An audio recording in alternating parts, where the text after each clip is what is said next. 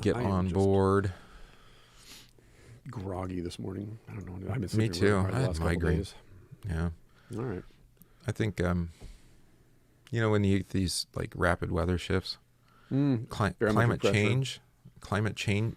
being changed. Sure. Do you know, the completely accepted idea that we're going to terraform Mars is kind of strange, right? Mm-hmm. It's like, wait a minute, we can do that? We can terraform? We can change climate? We can change climate, but I don't think we can terraform. It's pretty optimistic. Talk to China. They did it. Well, I know that. I'm just saying, again, it's Mars. First of They all. built another wall. Second, the assumption is that we've actually gone to Mars. Well, that's a whole other story. But no, look at Western China with the what is it, the Goji Desert? Yeah. Well, they built 6 months ago. They designed that second moon or something. Well, they got that too. But no, I'm talking about the green wall they built. They went from, in that territory, they went from 3% forested to 15% forested, planting all these rapid growth trees. And yeah, but it's interesting in the sense of the fact that they're in economic trouble, financial trouble. What? Oh, it's a Ponzi scheme? Their entire economy? Well, so is ours. I know, but it's just interesting to watch them do these projects knowing that they're bankrupt. It just, because we grew up under the Soviet regime. So watching the Soviets and their show of power, and then after 1989, we discovered that we essentially bankrupted them and that... They were blowing a lot of smoke. Right, exactly. And we're seeing it again now with China, but... Well, the difference to China is that Eastern Europe, a lot of Arabia, and certainly Africa, are indentured to China. That's the difference, exactly. Yeah. Even if they can't call that debt, they actually, in a sense, they own those places already. Yeah. And their resources. Russia did that to a certain extent, though, too. Yeah, they get really big. In Europe, going all the way into Ireland, and then North Africa and Central Africa. But it was, I think the difference being that Russia, as far as I understand it from other people that are experts and way more educated than I am on this topic, when Russia went in, the idea was, we need your resources.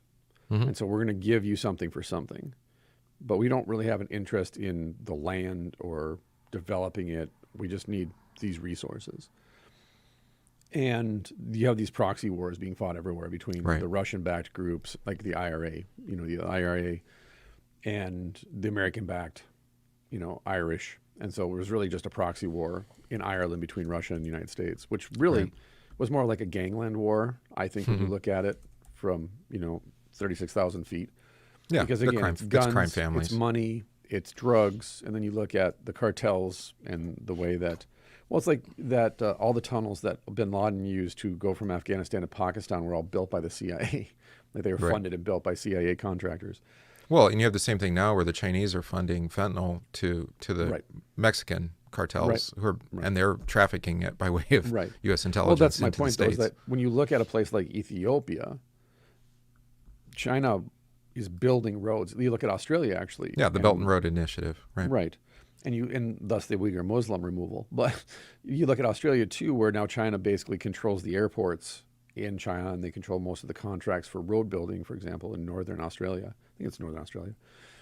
But then you're seeing the same thing happen in like North Dakota in the United States, where that was it Fargo or Grand Forks? I think it was Grand Forks, maybe something Fargo. like 30%, basically. But yeah, they came in. The city council came in and said, "Yeah, we're talking with people from these Chinese companies to come in and take over, rebuilding and strengthening our infrastructure, roads and so forth."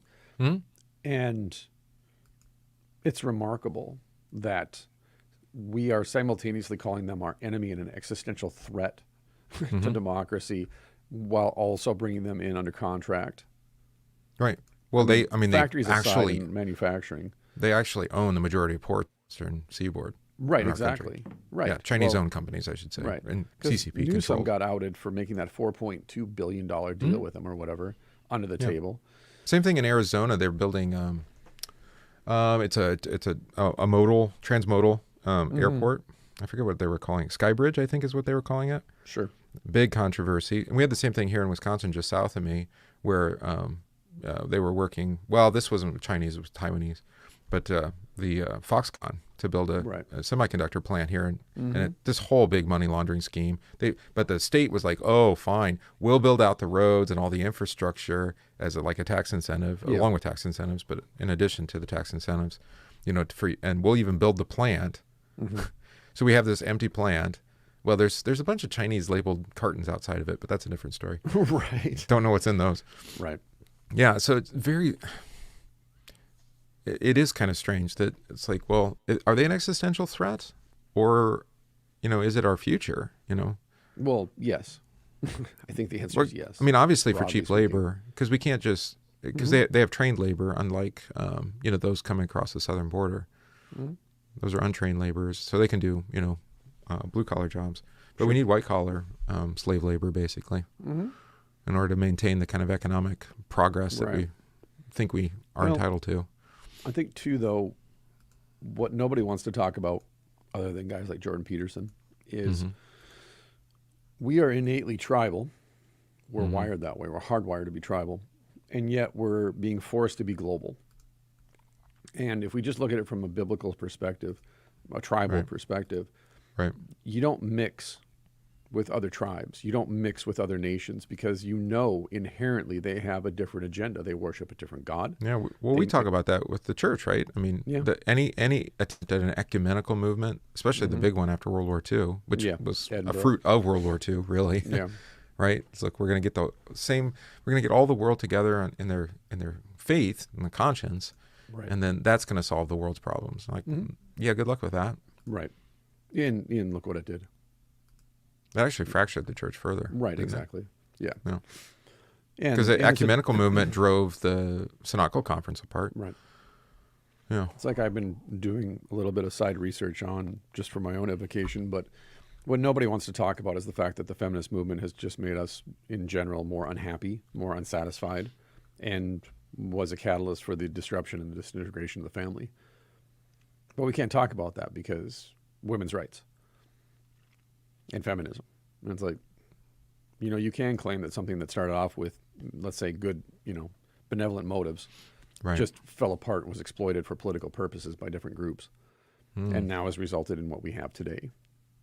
You can admit that. But again, people don't want to admit it because they've invested themselves emotionally, and they've been programmed more than anything. They've been programmed to have a visceral response to anybody who says, it's like saying this person's an anti-Semite. We're programmed to have a visceral response to that term being used. Right, which means that we can't actually talk about the sins of any particular ethnic or political group, right? Because that would be a threat to them. You're like, well, no, it's not a threat. I mean, you can criticize us too all you want. Right. I mean, we don't try to defend the Crusades, for example. No. There's no point. Yeah, there's no but we're also not responsible for them either. Right. Well, that was I don't know if it was, somebody brought this up. There's a conversation in one of my groups that if you're not going to take credit for the bad things, you also can't take credit for the good things either. Because you didn't invent those things. You're just enjoying the benefits of those inventions. So stop taking credit for them as a group or whatever it might be. And I'm like, no, it's like Doug Stanhope, the comedian, talks about when Americans are sitting around on the 4th of July talking about, if it wasn't for us, the French would all be goosed up and speaking German. It's like, oh, really, Wally? Were you storming the beaches at Normandy last week when I was sleeping in on Saturday?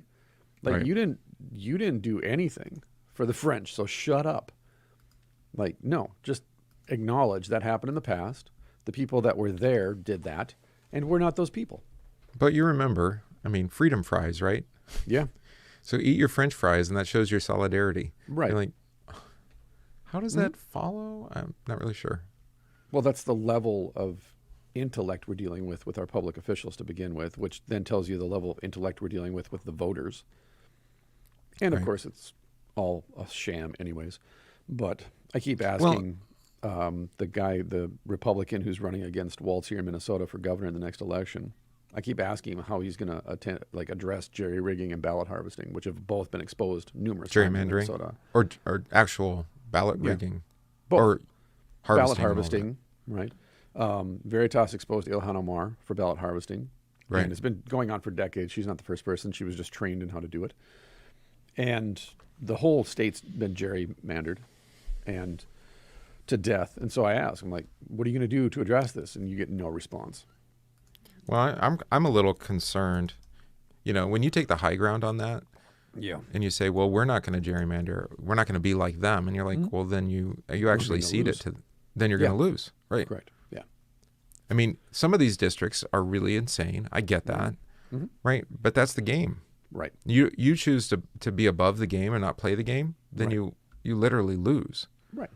Like It's you like can if gain you can gain like dozens of seats in some of these states if you take that census data and you use it. Right. And yes, sue them and try to let the courts work it out, I guess. But what's the etymology of gerrymandering? That's a good question. Look it up. Patrick Henry, James Madison. Well, we've been doing this for a while. Really? What a shock. I'm going to guess since the French Enlightenment. Well, I'm looking at the Brennan Center for Justice, which I don't trust Brennan at all. But That's okay. hilarious. Really? James Brennan? Yeah, I know. Yeah, The guy who exactly. oversaw the conversion of the CIA into a human trafficking pedophile network? Well, you can't say that. Gerrymander. Allegedly. Okay, so the forked-tongued creature was shaped. Oh, it's actually a species of a monster. A gerrymander is a monster. Nice. Yeah. Was Isn't shaped it Lewis like Carroll? like Lewis Carroll. That's the Jabberwocky. Okay. Bandersnatch, Jabberwocky. I'm just curious if gerrymander ends up in there too. Oh, like a salamander. Right. Was shaped like a contorted Massachusetts voting district that the state's Jeffersonian Republicans had drawn to benefit their own party. Governor and future there it Vice is. President That's Elbridge ugly. Gerry, Gerry, signed off on his party's redistricting plan in February, unwittingly cementing his place in the United States lexicon of underhanded political tricks. Interesting. So the district that he drew ended up looking like a salamander. The 1812 Massachusetts gerrymander. Here it's depicted as kind of like a vulture-looking creature. Yeah, look, with wings and stuff. Yeah, the beak. The gerrymander. Looks like one of the Skeksis from Dark Crystal. But we do this now. I mean, we have, like in your state, but it's the same true here too, is like, these largely, I guess, liberal, I don't even want to call them liberal, I don't know, leftist, cities have their own voting districts effectively. And but everybody around them isn't. Correct. I mean, Wisconsin is not a blue state. It's a red state. Same in Minnesota. But what we don't recognize is that then when you take, 5 cities this last election, Right. and then manipulate the vote in those, Correct. it can overwhelm the whole system. That's It doesn't the same even with matter. Minnesota. If you have Minneapolis, St. Paul, and Duluth, and Mankato or Rochester, you're good. Right. But since one party is both garnering the majority of the Correct. or wide and far ahead majority of the votes, and they're the ones responsible for monitoring the voting system. So in Minnesota, 8 out of 10 people voted for Trump last year. And in the middle of the night in Minnesota, over 160,000 votes were lost. Right. And nobody raised the alarm at all. It was brought up on the floor of probably the legislature in Minnesota, and then it's democratically dominated, so it was just shot down immediately. But you see that, and then our local media runs interference for the governor and the attorney general. It runs interference for Fry in Minneapolis when everything was happening. They're constantly running interference for these people. And as a consequence, it's the same thing as you basically have a fiefdom now. Each county is its own fiefdom. And then within those counties, you have these cities then, which are also then these little fiefs. Right. And so whatever the governor says, and I've seen this now, whatever the governor says is completely disregarded by city councils.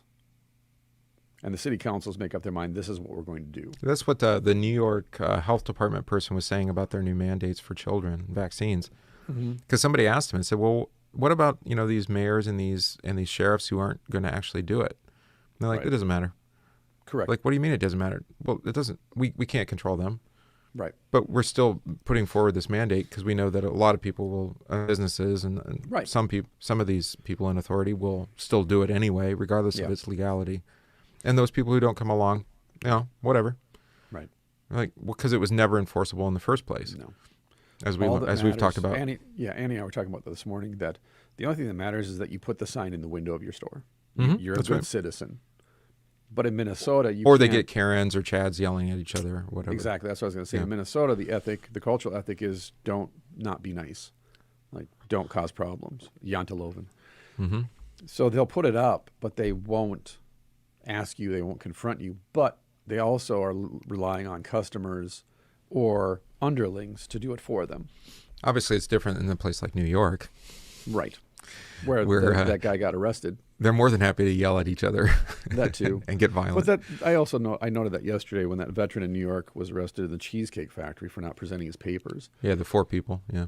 That the ones that stood around with their cameras yelling at the police for arresting him are more culpable, in my opinion, than the people that called the police on them. Because you should stop those police from taking that person into custody. Mm-hmm. Because we're seeing this in other countries, especially But how, where right? I mean, how? With what literally authority? stop them, physically stop them. Like, stand in front of the police car, turn the police car over, do whatever you have to put him free. And to show the police, you serve We're us, not and if you advocating don't- violence here, by the way, but we are, I mean, everything's violence today, even words, but Right. no, I mean, you're not going to put the police officers' lives in jeopardy. No, you just something like simply tell them, you're going to let him go or you're not leaving. Mm-hmm. Period. We're not going to allow you to get in your car. We're not going to allow you Well, to go but my forward problem with this. that is that, I mean, this is exactly what, those of the more communist flair want us to be, with Right. citizen government Right. and citizen rule, which is ultimately, a fallacy in the end, right? It's all Yeah, an of course. illusion, right? But that's what they want, that's what abolish the police is all about, right? Right.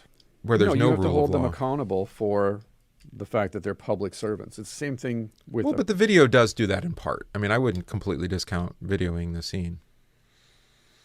But that I would, requires because what are the consequences for the arresting officers?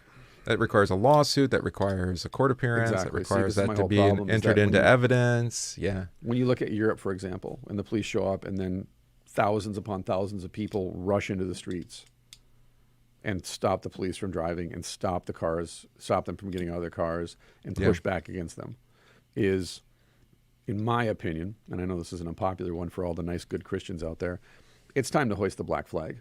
I posted this yesterday on Instagram because police are doing it now and veterans are doing it. Like, we're done. It's time to hoist the black But flag. at least resist. I mean, you have to resist. That's what And I'm like I saying, said, though, is even if you the- don't, like Yeah. we said before we pushed live here. I mean, even if you don't win, you put them on notice. Even if no Right. one comes to your aid and defends Correct. you, that doesn't mean you lost. Right. Not in the net. I mean, maybe in the short term, and there's going to be some suffering. But Right. like we saw with Pavlovsky, right, the Canadian pastor.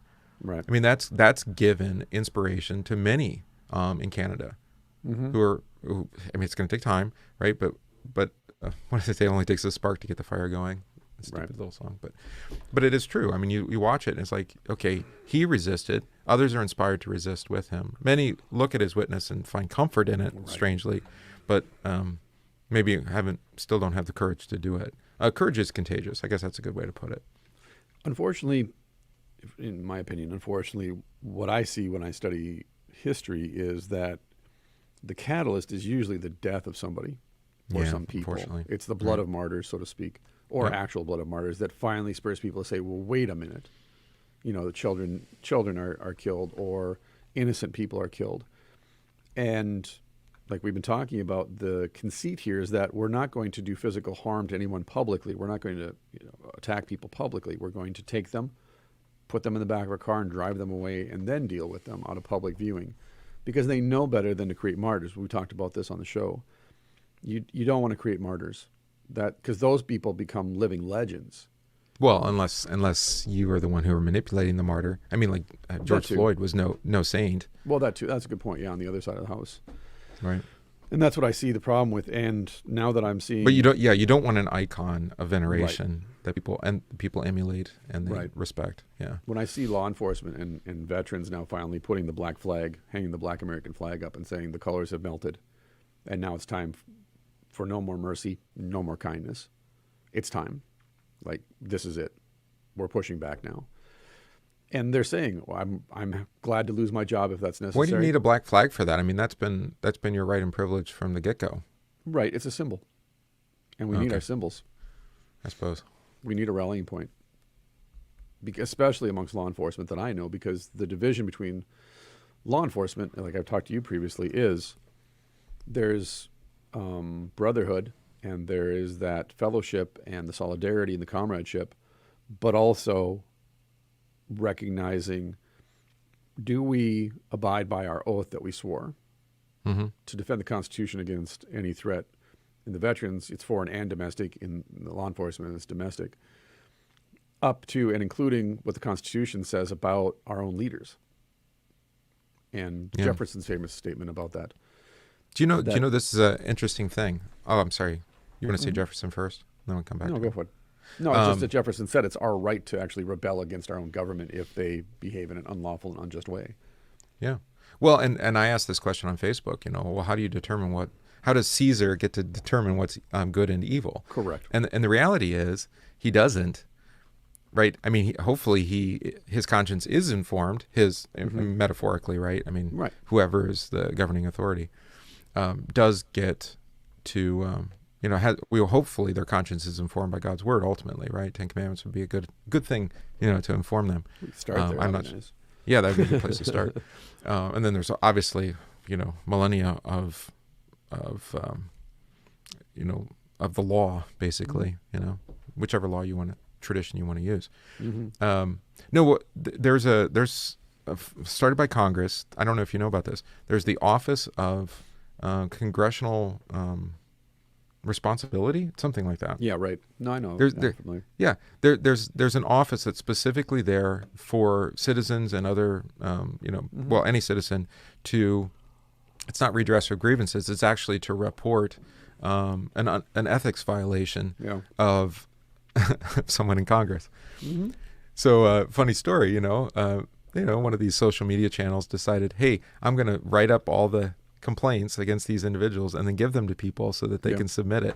And then the office emails the originator and says, my office is getting flooded with ethics violation, reports. And they all seem very similar. Yeah, because I shared it on social. Right. And there's other people who agree with me, and they're submitting it as well. Right. I'm like, oh, I mean, you can actually report the unethical behavior of your... Yeah. We didn't even know we had that authority. We didn't even know the office existed. Right. Yeah, that was intentional. It's about as effective as an outhouse in a medieval castle, but... Right, there's no teeth to it. Right. Yeah, it's just a hole. And then stuff just plummets. But I mean, this is getting to the chapter we're going to look at. But the idea that that you always resist evil, you have to.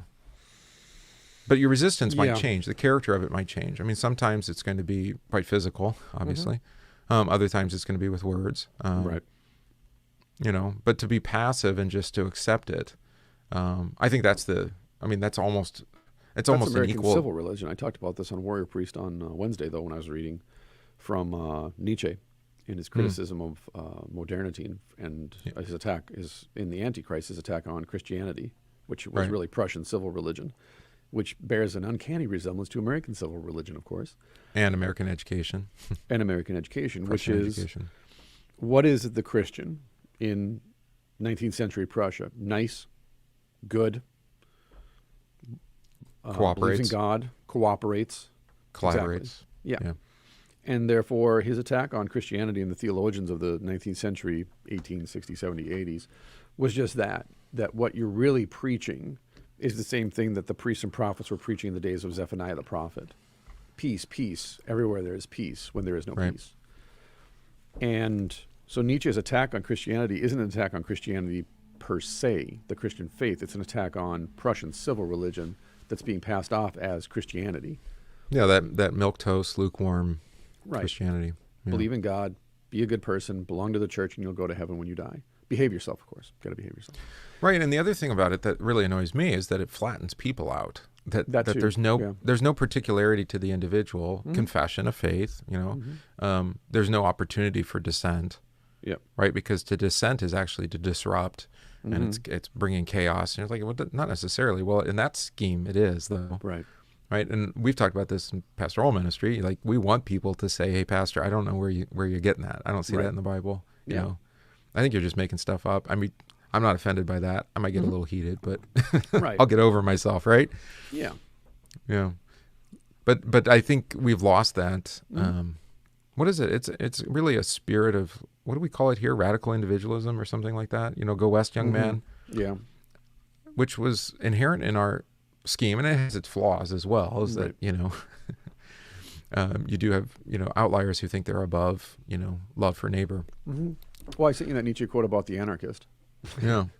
That it's really from a place of privilege that one can preach for that kind of anarchistic personality. Like Diogenes, actually, living in his barrel. We've talked about that before. Oh, I was thinking about the Canadian gal. What was her name? With the fountainhead? Oh, Ayn Rand. Yeah. Yeah. Yeah. I mean, she came from a place of privilege. So it's like, well, your anarchy, you haven't actually lived it. So. Right. Well, be careful what you wish for. Right? Same thing with Simone. She desperately needed a revolution, couldn't find one. Lord Byron did it. He went to Greece to participate in the Civil War that he wasn't a part of, and then died there. So we're not talking about starting the revolution or creating the anarchy. No. But rather, actually, you know, it will find you. It's interesting you say that, because a couple days ago, I was reading a thread on violence and in relation to fighters, MMA, and so forth. And the key thing here, and it's a very good point actually, which is this, is that a true martial artist, a true fighter, does not go looking to exact violence upon others, but rather violence will come to you and you react to it. Right. That's what you're training for. You're not training to start fights with people in the restaurant or on the street or at the store, but rather when violence is imposed upon you, you are ready to respond in kind, if not with greater violence. Right. And I think that's why, I mean, you appreciate the martial arts. I suppose I do too, but I don't practice them or any of them. But no, because it actually reflects human nature in a way that so that the scriptures teach as well, in that you know, this world is not what did we say in the last episode? Moving towards, you know, it's entropy, right? It's decaying. It's not actually becoming a better and better place despite all the, you know, huffing and puffing of you know, our political class. It's a temporary reversal of the second law of thermodynamics. Right, exactly. Right. And so, I mean, like I said, violence will find you, revolt will find you, rebellion will find you, because ultimately it's demonic, it's chaos. Yeah. Seeking to disorder what God has ordered. Right. And so be prepared and be ready to stand. Well, that's the thing, though, is that we've been mollycoddled and programmed and indoctrinated to be nice, quiet, passive, do-nothing Christians. Well, we had that myth of what, the white lie. You're like, I actually got an email about this. I haven't responded to. Yes, it's probably watching. The person's watching, but just the idea that there's a time when you should be able to lie, right? And then that's like a selective violation of it. You're like, well, no, we don't lie. We used to have those conversations in my ethics classes at college about Bonhoeffer, for example, or Anne Frank. These kinds of things. Would you lie to hide a family in your home? Would you do that? And it's an interesting conversation in the abstract, but it's in the abstract, so nobody can answer honestly. You answer it. It's you would protect the person. Community, right? I just watched the episode last night where Shirley had her baby during anthropology class. And Britta's, you know, preaching to Shirley about it needs to be natural and stop taking all these drugs and all this stuff. That's a wild episode. And then in the end, she like vomits as soon as she sees the baby crown. And then and then Jeff pushes her to do it. But like that's Britta's whole character in a nutshell, is she's an idealist, and she has to let everybody know that she's morally superior to all of them, even though obviously she's not morally superior to anybody. She's completely morally bankrupt. Yeah, there's a way, so that you're saying there's a way you can't actually be prepared for it until it comes. You can't. And again, going back to the analogy, which is the truth, which is I prepare for fights the same way every time. And then when you don't know the fighter until you get into the ring. And then exactly. And the worst thing that you can do is Facebook stalk your opponent or look them up on YouTube to see them and go, oh, no. Well, you can still have a game plan, but it's got to be completely, flexible? You have to train so that you can adapt in the moment to the opponent and what they're doing to you without compromising on what you do. You can't basically that's a simple part of it, is like you can't just walk in there and say, okay, I'm going to change my entire game plan because he did something I didn't anticipate. Rather, you train in such a way that you anticipate, here's my flaws, here's my weaknesses. So my opponent's probably if he's any good, he's going to exploit my weaknesses and my flaws. So that's what I'm going to worry about. Are my weaknesses and my flaws, not my strengths. Likewise, then, in the fight, in those moments, you find your opponent's flaws, mental or physical, and you exploit them. That's how you get that win. So you don't train to beat the person, you train to win a fight. Whoever that person is, whatever the fight may be when it comes to You're just trying to win them over in a sense. Correct. You're imposing your will on them in that moment and breaking them, hopefully. Welcome to Parenting 101. Right, exactly. But the point then is you're always preparing for a fight as a martial artist, whether you're a coach like I am, whether you're in a gym like I do, or whether you're just a hobbyist. You're moving toward and progressing towards a constant state of readiness, but not just physical readiness, but mentally readiness and emotional. So that whatever the crisis may be, whether it's intellectual, emotional, or physical, you're preparing to respond to it, and you're responding up to the level of your training. So if you train twice a week, your response to crises is going to be equal to the amount of training you put in and put yourself in those situations where you're uncomfortable and you have to respond to stress.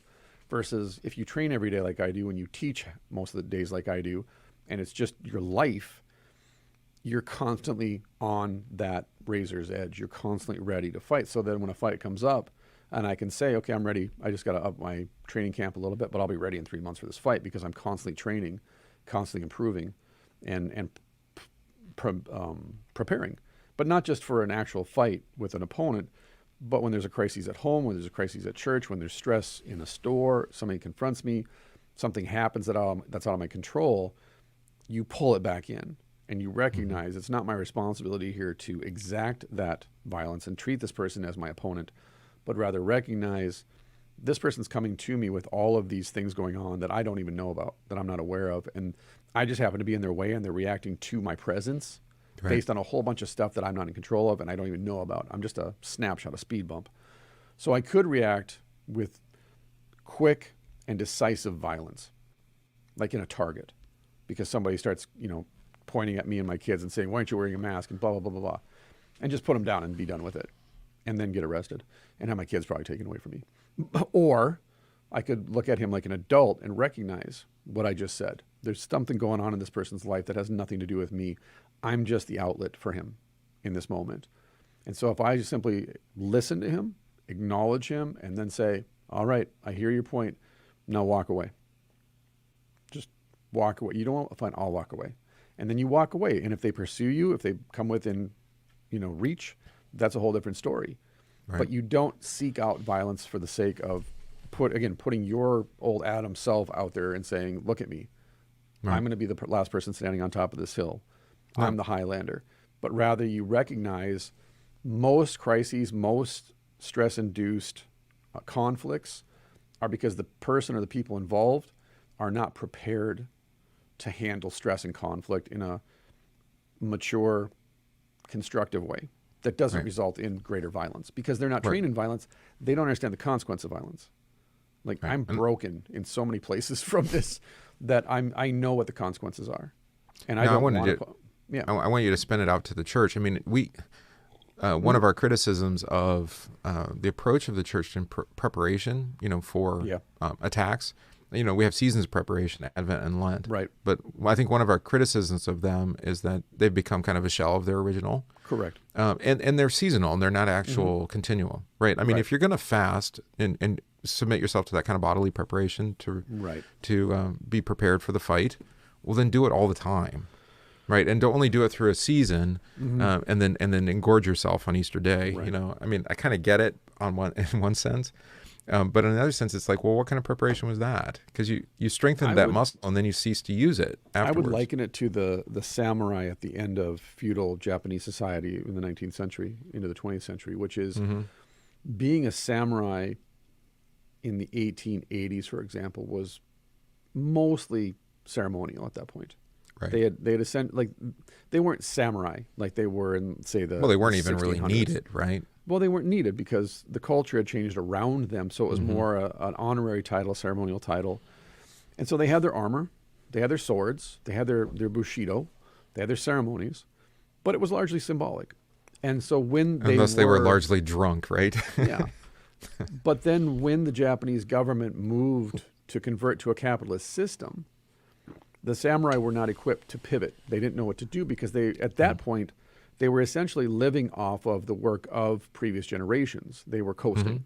It was all inheritance. So then when the conflict came to their front door, they were not equipped to fight back, even though some did. Zwick made the movie The Last Samurai with Tom Cruise about that, actually. Right. And fascinating piece of history, by the way, because in Japan, it was the samurai who hid the Christian missionaries from the Japanese government so that they weren't executed. Right. And what was the gun company that he was representing? I forget. Was it Winchester? I think so. Yeah. Yeah. Which also So fascinating. it was the samurai actually saved Christianity in Japan. There would be no Christians in Japan if it wasn't for the samurai class. More or less, anyway. And because it was a whole underground system that the samurai were a part of too, because the samurai were in the same boat socially as a lot of Christians were. And so what happens then is that when push came to shove and the government came in and said, we're taking your land and we're going to take all your property and possessions there now, and we're going to buy you out at fair market value, and then we're going to train you how to go into business and become businessmen.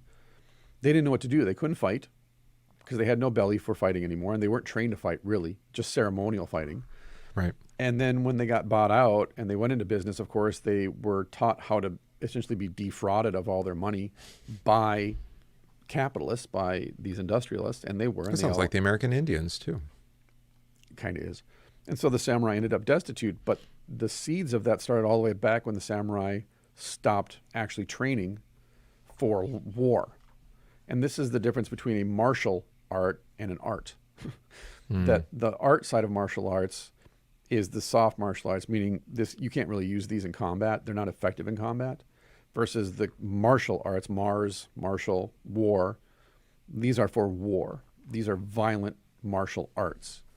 And one is to prepare for the fight. The other one is simply to basically participate in this tradition, kind of like the Peking theater, that Jackie Chan and Sammo Hung came out of, which is, it's the theater and it's the reenactment of these classic battles and these myths and legends. And that we see in modern movie making today, that's all kind of comes from Peking opera, which is, it's a reenactment of something, but it's not meant to, well, not that Jackie Chan and Sammo Hung couldn't beat the living crap out of anybody, but it's not, it's for the stage. It's not WWE, it's actual, well, it's the same thing with Japanese professional wrestling, actually, to your point, that professional wrestling in Japan is a very different animal than here. So, I'm thinking about the church and how we prepare, because that's what we're getting at here. The church in America is like WWF, WWE. It's a lot of just show. But I don't have a problem with these seasonal preparations. I mean, we could think of it like a camp or something where you go and you do an intensive. But to your point then, when we talk about putting on the whole armor of God, it's largely a ceremonial statement. We don't actually intend to do that. And the proof is in the fact that when people say that to me and I ask them what scripture isn't means, ceremonial on that, but we are, the way we use it. Yeah. Exactly. Right. And when you push people on that, when they say, well, we have to put on the whole armor of God, I'm like, okay. So do you pray daily? Do you meditate on the scriptures? Yeah. Do you exercise that the discipline, so that you're prepared for the fight? Do you call out heresy and false doctrine? Do you stand up against true evil and tyranny? Yeah. Do you actually practice it? Right. Yeah. So thinking about Lent, that first Sunday is, Jesus being tempted in the wilderness by the devil. And it was really basic catechesis for the fight to say, here are the three broad categories of attack that you're going to see from the devil in this world, right? Which is wealth, power, and idolatry of all forms, right? And it's like, okay, that's the broad category, and then we can get very specific. We can go all the way to like screw tape or something, right? Where Lewis, teases it out and says, look, here's all the counter moves you're going to see, right? Now, be prepared for this, right? And in what way? And get that. I like that word discipline. We don't use it very often because we think of it as punishment, but it's not. It's being funny how regulated. That word was recast as something pejorative when it historically has always been seen as positive. To be disciplined, yeah. Discipline is it goes hand in hand with honor, dignity, integrity, freedom. That's the interesting thing, actually. Freedom and discipline are kind of handmaidens. Right. Yeah. Whereas, as I explained in Bible study last week, in regards to the third commandment, the old Adam always wants to be free from his responsibility to gladly hear and learn God's word and preaching. But it's actually you're set free. And I said that, and this is what freaks people out, is the gospel sets you free to keep the law without worrying about the judgment that comes with failing to obey the law perfectly. Yeah, and that's why I use the picture of order and disorder or chaos. It's like, the sinner wants to move from order to chaos. They want to move out of good order that is beneficial to you and for everyone around you, right? And you want to rebel against that, but it leads nowhere good, right? I mean, it's chaotic and disorderly. And to a certain degree, we enjoy that, right? We we like people to keep us on our toes and things, right? But on the other hand, I think you and I do. I think we're comfortable in chaos, judging by our family structure. Well, we're more comfortable in this world because we recognize what's going on and what it is. Whereas I would argue that, going back to Nietzsche's definition of slave morality, is people want to be safe from pain, illness and disease, and struggle. Right, but you can't bring those into order. I was talking about this with well, that's why the world's in chaos, though, is because we keep following people who promise to make this a reality. I was talking about this with Death and the rise of hospice care. How is Death today? I haven't talked to him the last couple of days. Death? Oh, he's kind of my friend. I'm always in his shadow. No, we were talking about hospice care, and it's like, wow, it's so wonderful. It's been around for the last 100 years or so, and look at how we can help people ease their way into death. And I'm like, one, it's not easy, and two, you know how we do that? Oh, chemically, like you were talking about with the zoo. Yeah. Right. We just they're so doped up. They're not even. They don't know you lucid are there. And they say, oh, it's because they're dying. And I'm like, no, it's because you've loaded them up with drugs so they're not feeling any pain. Maybe the pain of death is actually something we need for repentance, for example. Yeah, that too. Well, it goes back to Paul's analogy of childbirth, though, too. It is, yeah. One of God's graces is that within 6 months or so, the woman forgets the physical pain of birth. Otherwise, I don't think that we'd have very many, households with 2, 3, 4, 5 kids, because the physical memory of that pain is. Because I was thinking about this last night. I was kind of joking about it, that no one's actually ever seen my wife be truly angry at me because they've never been in the delivery room. Yeah. And my problem is that I have such a dark sense of humor that I find the whole thing about childbirth absurdly hilarious, because it's so absurd when you're there, you're there and you're just seeing it all happen, and it's just, you're like, wow, like this is amazing. And yeah, yet we were made this way. We were made for this. Made to do this. And so I'll make just if I make a comment or I smirk when my wife is giving birth, she just, and I'm within, if I had her hand or I'm within grasp, like she gets so mad. And she's not mad at me, it's the pain. She's in so much pain that she wants the pain to end. And so any interruption of her focusing on the other side of that pain is an enemy. Now bring that back to hospice care. When you're focusing in the pain and you're focusing for what's on the other side of the pain, you have a singular focus and drive, which is on the other side of this is peace. Right. And that's why the hymn, and then, as we talked about from from Hammer of God and whatnot, is, hold the cross before my closing eyes. Right.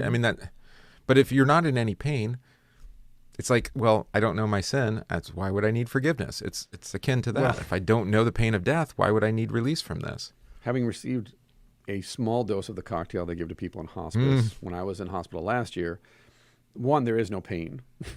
And two, I wasn't that repentant. I was having very long involved conversations with God, but I was not repentant. There's no need for a light at the end of that tunnel. No. You're just like, I think it might be an artificial light, but it's yes. Brilliant. And that's the thing, is that when you go through that pain and you come out the other side of it, there's release, right?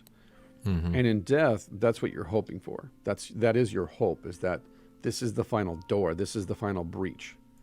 And I'm literally being birthed into the resurrection.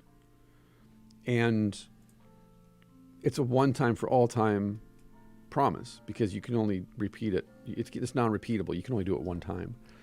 And to take that away from people is, to me, indicative of a godless culture that worships death. It's been probably... maybe only once or twice in my ministry. It's been a long time since I was around people dying where they were actually making any sound. Yeah. I remember it. I know it's happened. Even just like a moan or a groan or something like that. Now, No, they're just vegetative. it's like, what are we doing? Yeah. I mean, I understand. I know, probably gonna make some people upset with this, but Well, one, they're not conscious that you're present, and two, you're fortunate if anybody bothers to call you, to let you know. well, and that's the other thing. Yeah, it really limits pastoral care because people don't even see the point or the need. Right. And in a way, they're right. Yeah, I was going to say, there might be some clergy who don't like to hear this, but the fact of the matter is this person's essentially a vegetable. But faith comes by hearing. All right, but can they hear you? Right. Or are they completely in this, state where Fog. they're not even, there's no sense, No, I would say that words are they're like lily pads on a pond, and you're trying to grab them as they go by, and they just kind of float away from you. That's what words are like when you're in that state, where you're aware of them, they're there, but you can't quite get a hold of them, and then before they kind of float away, and then there's another word, and then it kind of floats away. I'm not saying the Spirit can't work in that situation still, but... Well, this is the point, though, too, and then I think since we're on the topic, we might as well address this. Baptism is necessary for salvation according to Jesus. Mm-hmm. The Lord's Supper is not. Right. Baptism is sufficient, yeah. Baptism is sufficient. That's why recently I said to someone whose spouse was in hospice, I will not commune this person. I will not administer the sacrament to this person because, one, they're not conscious. And therefore, they're not receiving this for the increase of faith and the strengthening of their love. And two, they're going into the resurrection. So therefore... Do you believe this? Right. Correct. And they don't. Right.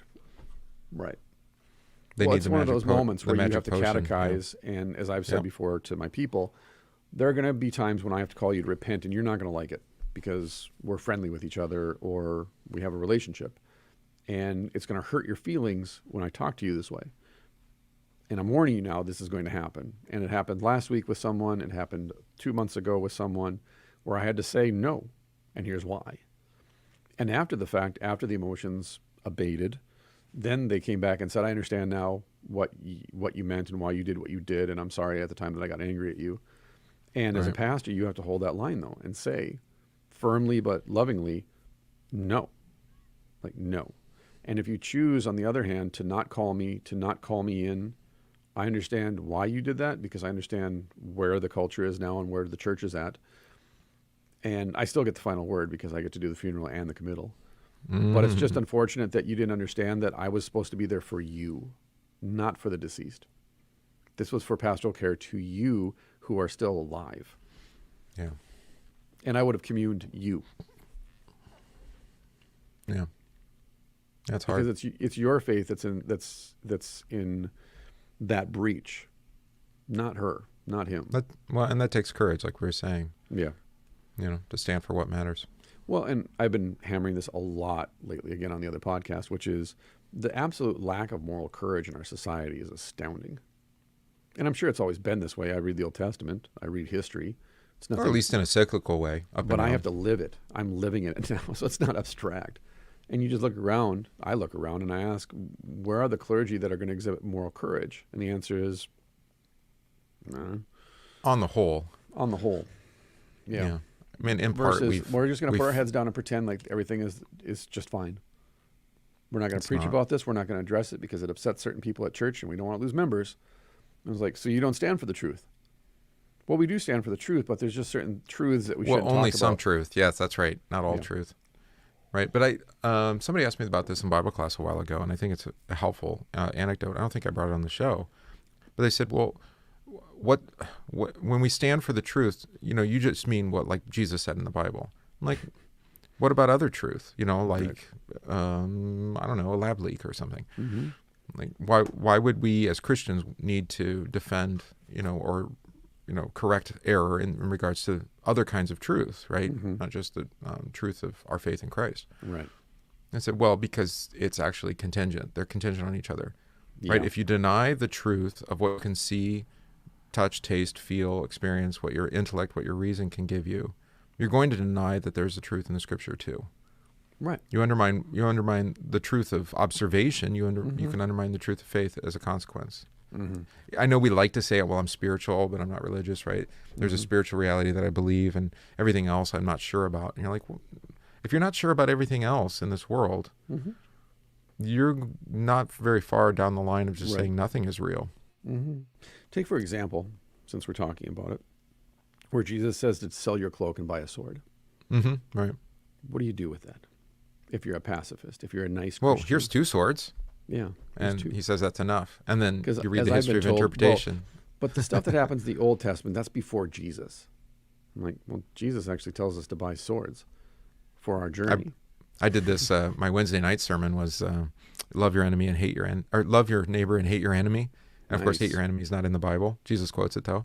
Yeah. He's quoting somebody. He's like, well, that's what the people were being taught, right? That we have permission to hate our enemy. And she's like, no, actually you don't. God does though. Right.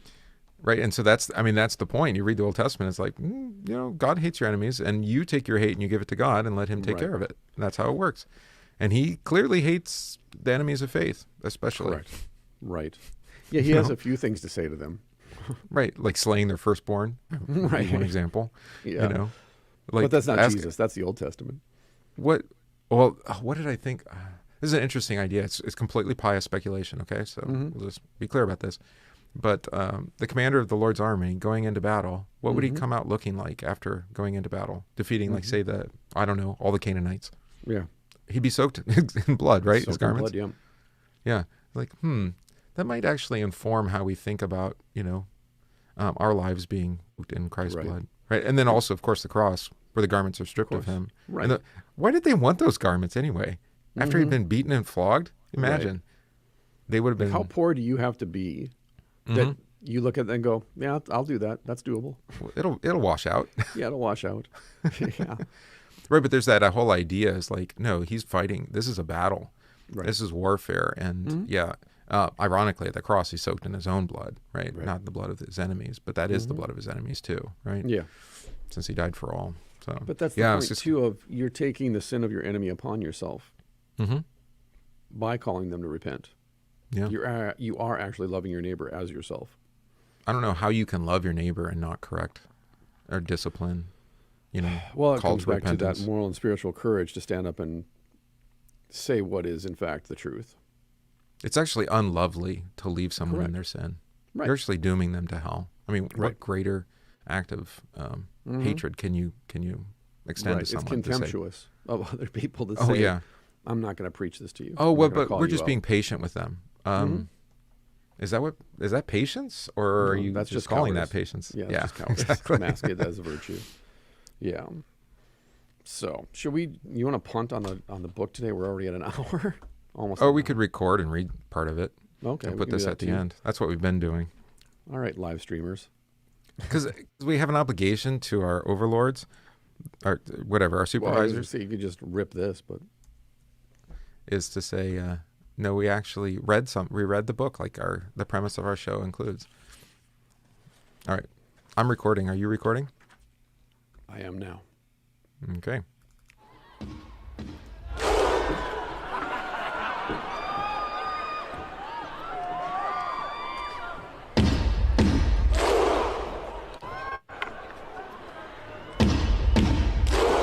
Hey, everybody. Welcome back to the podcast. This is the Banned Books Podcast, episode number 231.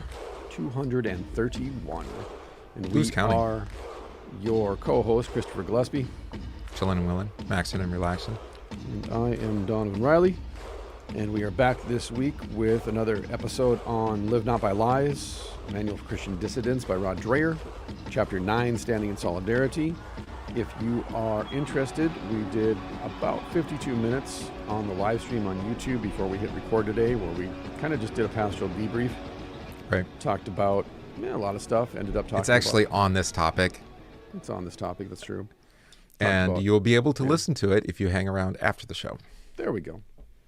So it'll be at the end. Yes. Yeah, it'll be at the end. So the lead-in conversation, which could also be the lead-out conversation, you'll find later. There we go. Yeah. Otherwise, we're going to begin today on page 169 of Live Not by Lies, entitled, Small Communities Can Rescue the Lone Individual.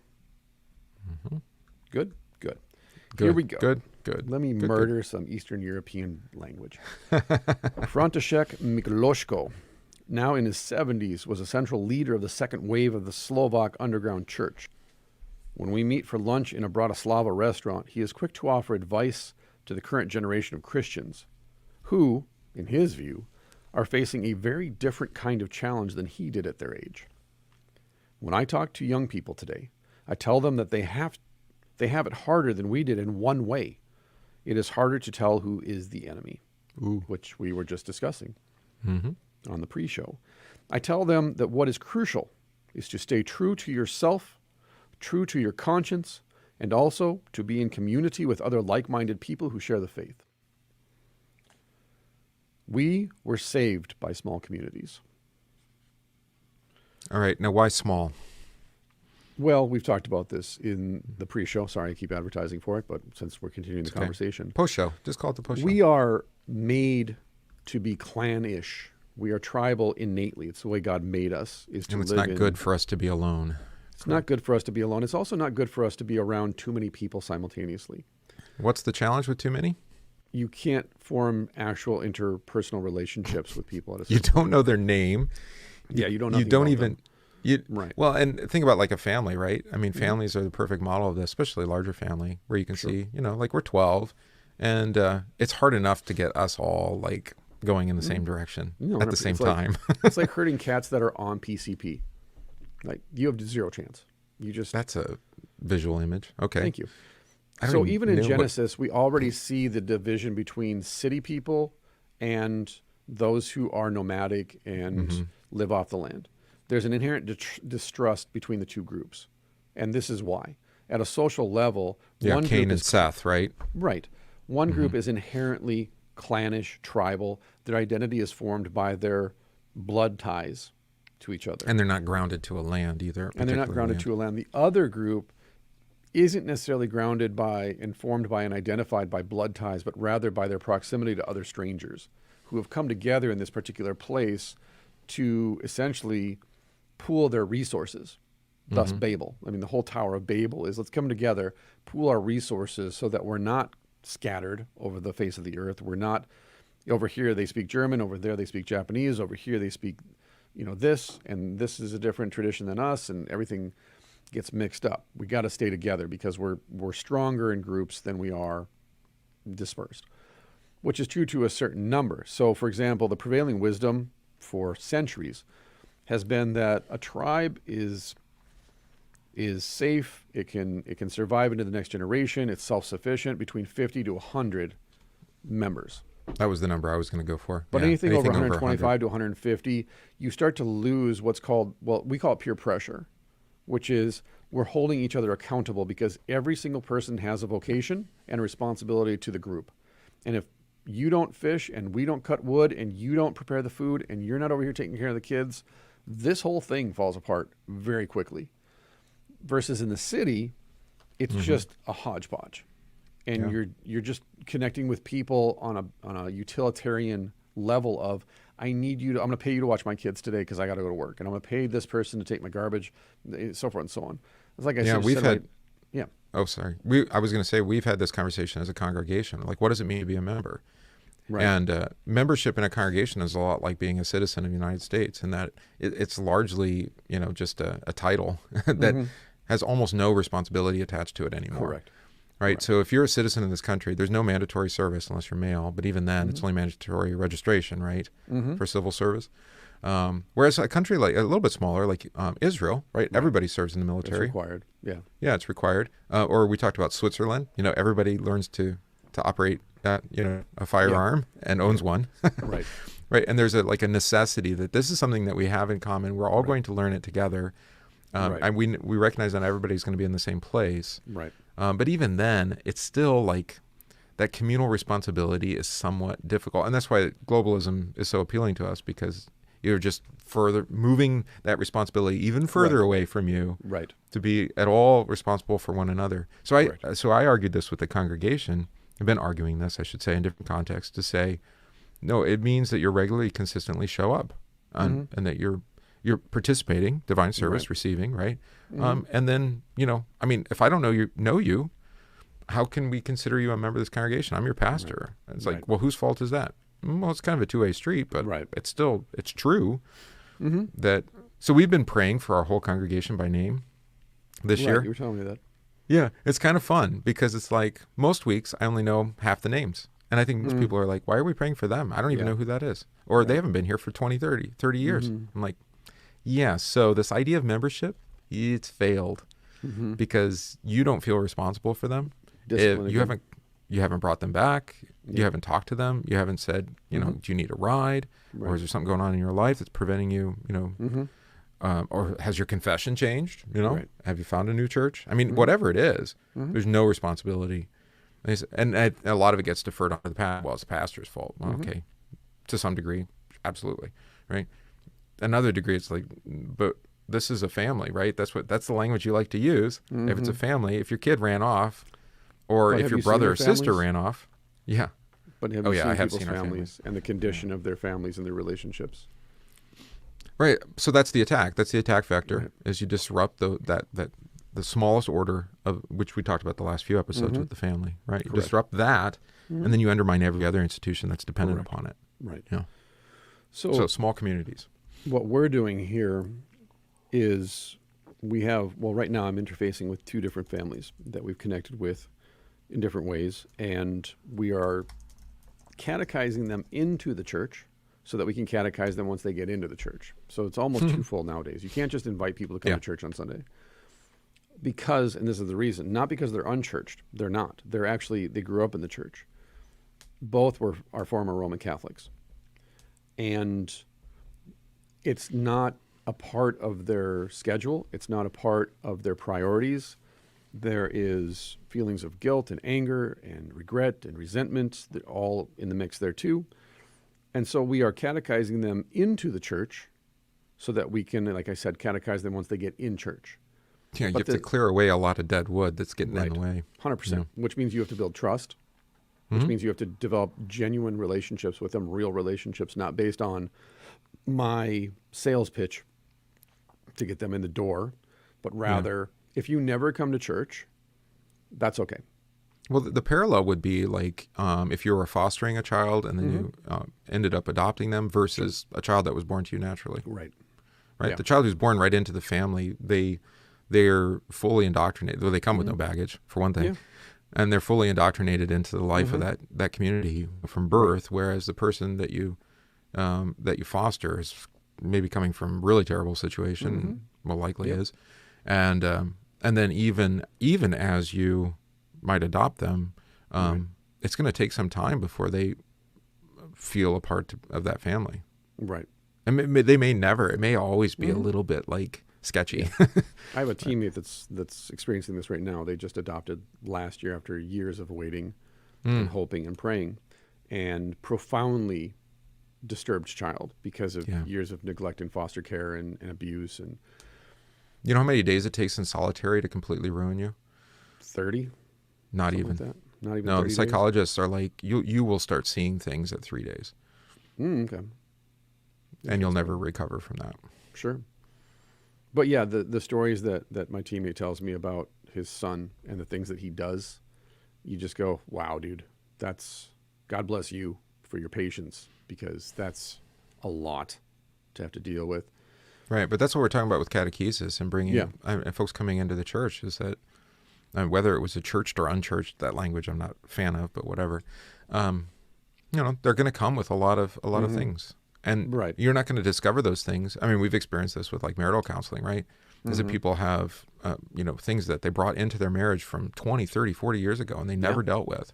Exactly. And it haunted them the whole time and affected their behavior and their relationships. And I mean, if you think of, and we've talked about this before, the way that the relationships in my family developed. That was the last episode. On my dad's episode. side especially, and then my wife and her family and your own family, and how you've seen relationships develop from your grandparents to your parents to your siblings. It's inescapable that in your own marriage, you're either going to slide into that spot and just shift and hit the cruise control and say, well, this is what we do. This is our family. This is how we do things. Or you're going to look at that and say, we could tweak this. we could definitely tweak this and improve upon it. There's things I disagree with. Or, in my wife and I, just say, listen, we don't really have anything to work with, so we're going to have to completely reinvent what it means to be married for ourselves, because we don't even know what that means based on the relationships we had modeled for us growing up. Not healthy. And I think it goes back to that whole purposefulness of, you're not just doing something for the sake of doing it. It's that idealism of, I'm in love with the idea of being married. I'm in love with the idea of having kids. I'm in love with the idea of church. But the reality of it kind of sucks. So we're going to establish détente in the relationship. You do you, I'm going to do me. Right. We're just going to kind of walk around each other and not really confront or address the things between us that, are conflicting. Right. Like you said with church, like, we're a family. Are we, though? Do we really address things the way, and actually, like I said, though, when I look at and I learn about people's families, and then I look at the way they deal with stress, for example, at church, it's exactly like their family. Well, I mean, look at that paragraph that we read. I mean, it's right there in the middle, right? I tell them that what is crucial is to stay true to yourself, true to your conscience, and also be in community with other like-minded people who share the faith. Three things that we don't typically do in Christian congregation, right? We're not true to ourselves. We don't actually focus on the conscience, forgiveness of sins, right? I mean, we talk about it and we present it, but we don't actually forgive one another. Ceremonial. Or trust. There it is. Yeah, again. it's ceremonial. Yeah. And then we actually don't focus on what do we actually believe, because that's ultimately, if we don't have that in common, then we're not actually, going to be able to to maintain community. Yeah. So catechesis, I guess, is what we would say there, if you want to talk the formal words.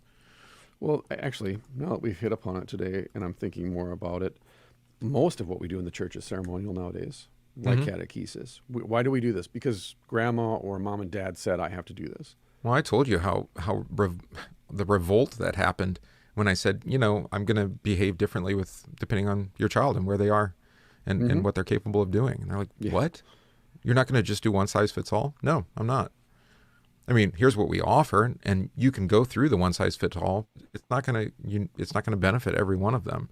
So we're going to have to adapt and model it, differently. If your child comes not having ever read the Bible because you didn't read it to them, I'm going to have to behave very differently with them than I might with a child who's been hearing and reading the Scripture from birth. Right? It's like, right, but that ceremonial, like we do the 2 years of catechesis, and we have the Palm Sunday, and it's like, well, what benefit is that? It might be a benefit, right, but not automatically, right? Not just by the doing of it. Right? Well, then you're living by the hope that something takes root and grows, and then later you see the fruit. Okay, well, the Spirit does promise He'll work through the Word. I get that. Sure. Yeah. To convict the world of sin, righteousness, and judgment, though. Yeah, so where has the rite taken over for the actual substance of it? Right. Yeah. Oh. Miklosko, in his youth, a close aide to the underground Catholic bishop Jan Chrysostom Korek, credits the clandestine bishop, made a cardinal by Pope John Paul II, J2P2, after communism's fall, with emphasizing the importance of small communities. He told us that they, the communists, could take everything from us. They could take Samizdat from us. They can take our opportunity to speak out publicly from us. But we can't let them take away our small communities. Sounds like social media. Oh, we can't have echo chambers. Got to protect people from... Isn't that what a Christian is? Right. I speak, they repeat it back. I mean, Jesus speaks, I speak, they speak. We all speak together. Weird. That's an echo chamber. Huh. Yeah. Oops. Isn't that what catechesis is? To echo back? Oh. Sorry. Exactly. They can take everything from us except our small communities, because at the end of the day, as we've discussed in the past, when I deleted my Facebook profile, for example, had 5,000 followers. Your personal profile, not your personal, your public persona profile. That I was forced which is hilarious. I was forced to keep up there. Which is abandoned largely. Yes. Much like my public persona.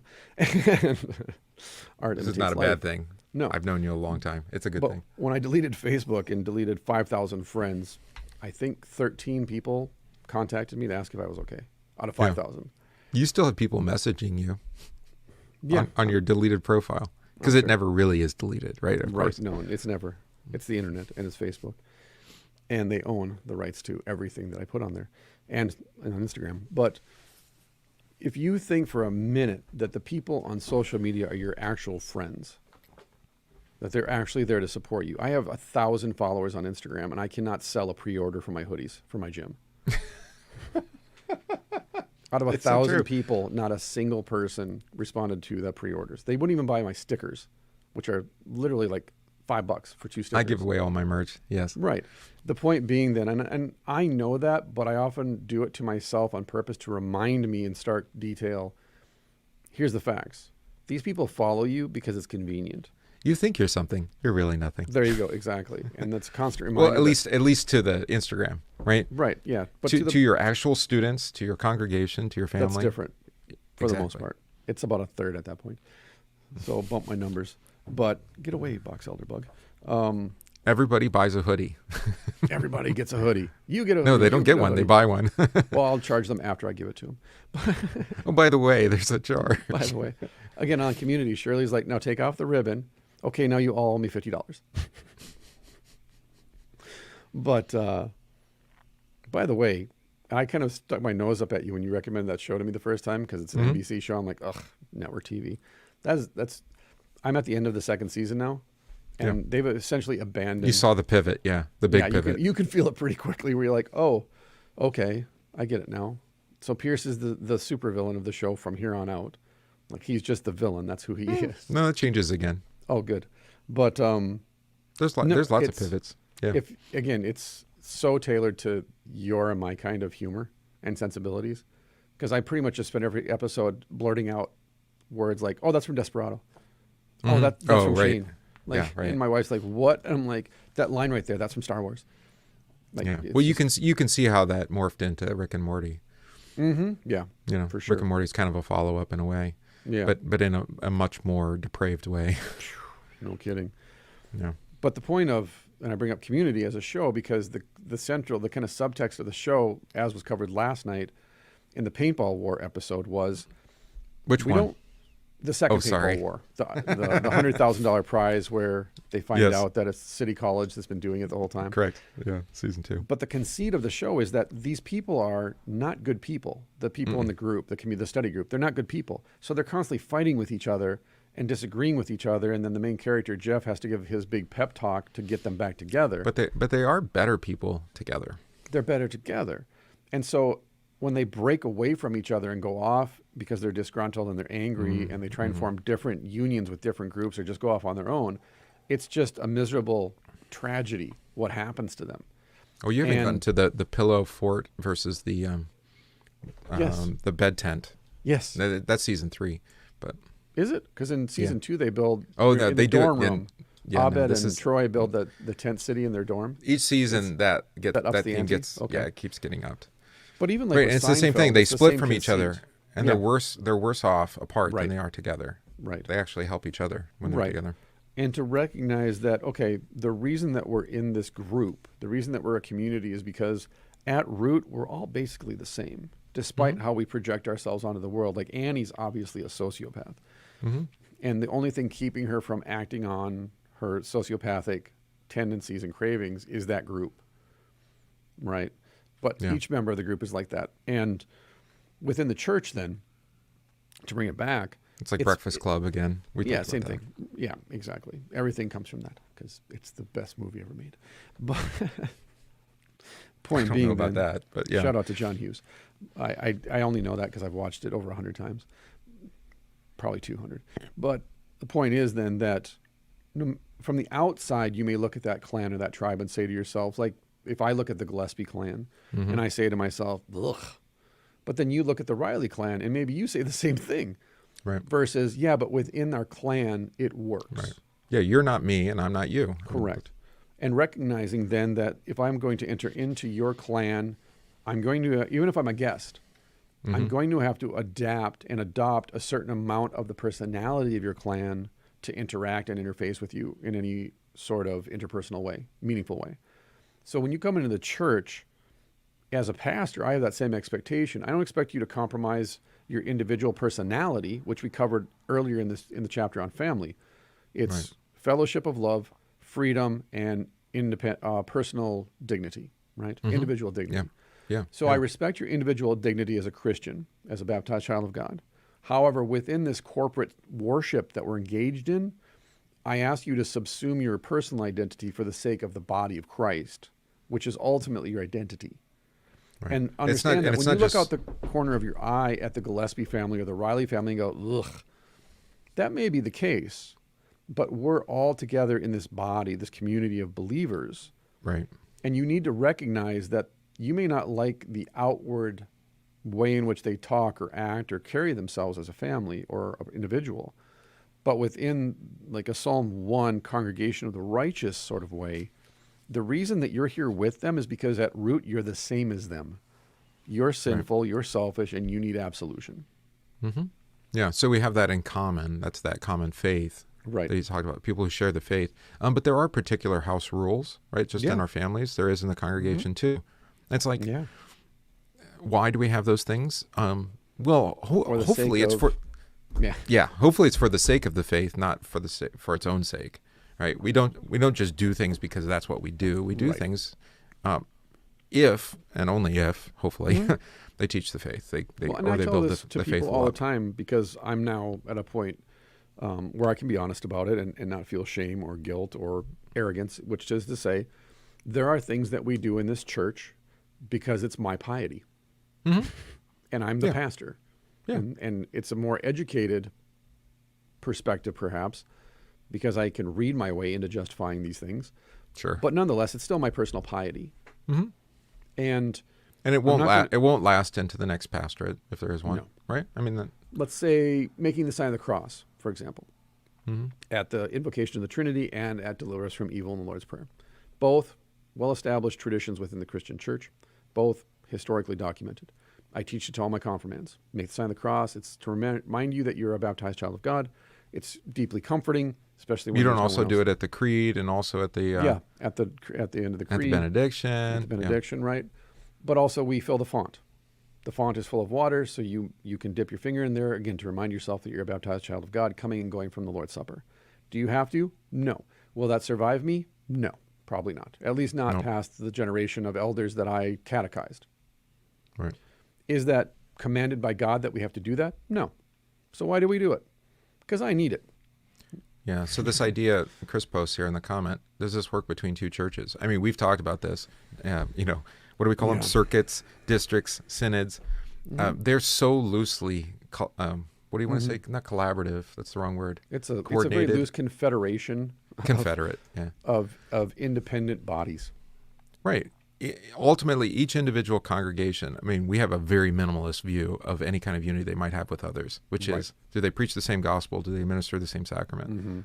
And that's it. I mean, everything else may be complete. They may not sing out the same hymnal. They may, well, it's very possible they won't. They might not, they're going to do all sorts of things that are different. And we can try to kind of force a unity through rite and ritual, but it's a false sort of unity, as we found out very well in our church body. Right. No, 100%. Our circuit might use the same hymnal, but it doesn't mean we're all teaching the same thing. Right. Anecdotally, it's been 6 to 8 years now. I used to get called in to help congregations in interim situations when they were in between pastors or something happened and they were in crisis.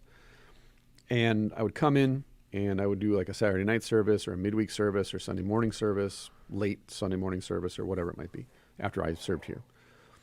And in almost every case I would be asked, could you take this over until we get a full-time call? And I said, I only have 2 stipulations. One, we use one of the divine services. We don't blend them. We don't mix them up from week to week. We use one service out of our hymnal. You get to choose. I prefer 3, but you choose one, and we're going to do that every Sunday or Saturday or midweek. 2, we have to have the Lord's Supper every week. 100% of the time I was told, that's okay, we'll find somebody else then. Yep. Right. And that's actually a central confession. You're not even, yeah.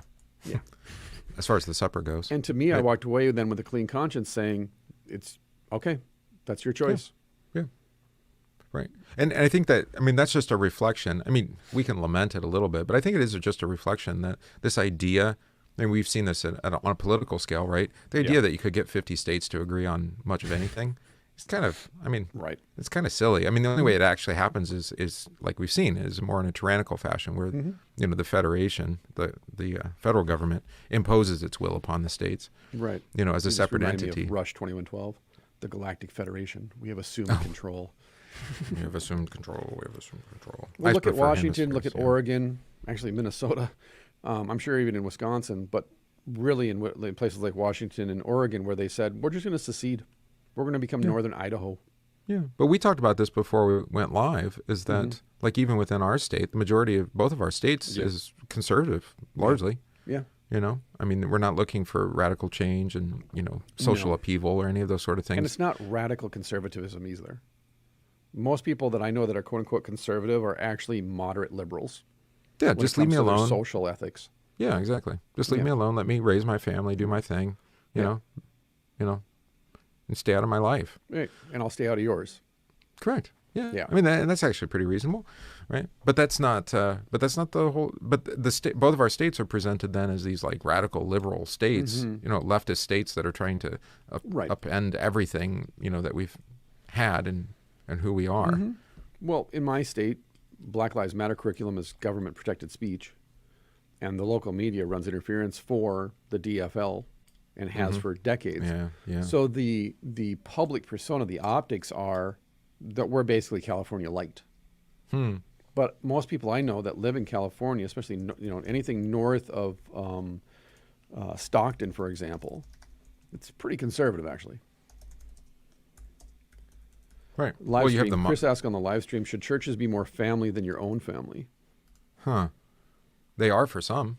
They are for some. I think it's contextual. It's you have to go on a person by person basis. I would never want my church to, one, replace my immediate family, and they never will, because my first vocation is to my immediate family, my wife and my children. Well, they're always going to be a pale representation of a right real family. And two, because I come from such a broken and abusive family, and I recognized as soon as I joined the church that it was a broken and abusive family, that I've never had any desire. That's why any organization that I've worked for, and Gillespie knows who I'm referring to, that referred to themselves as family, I immediately revolted against, because I saw what it was. You saw that it was a substitute family in that case. It was, not only was it a substitute family, but it was an excuse to ignore and neglect their actual families. It was worse. It's an adulterous. It's like the side family hustle.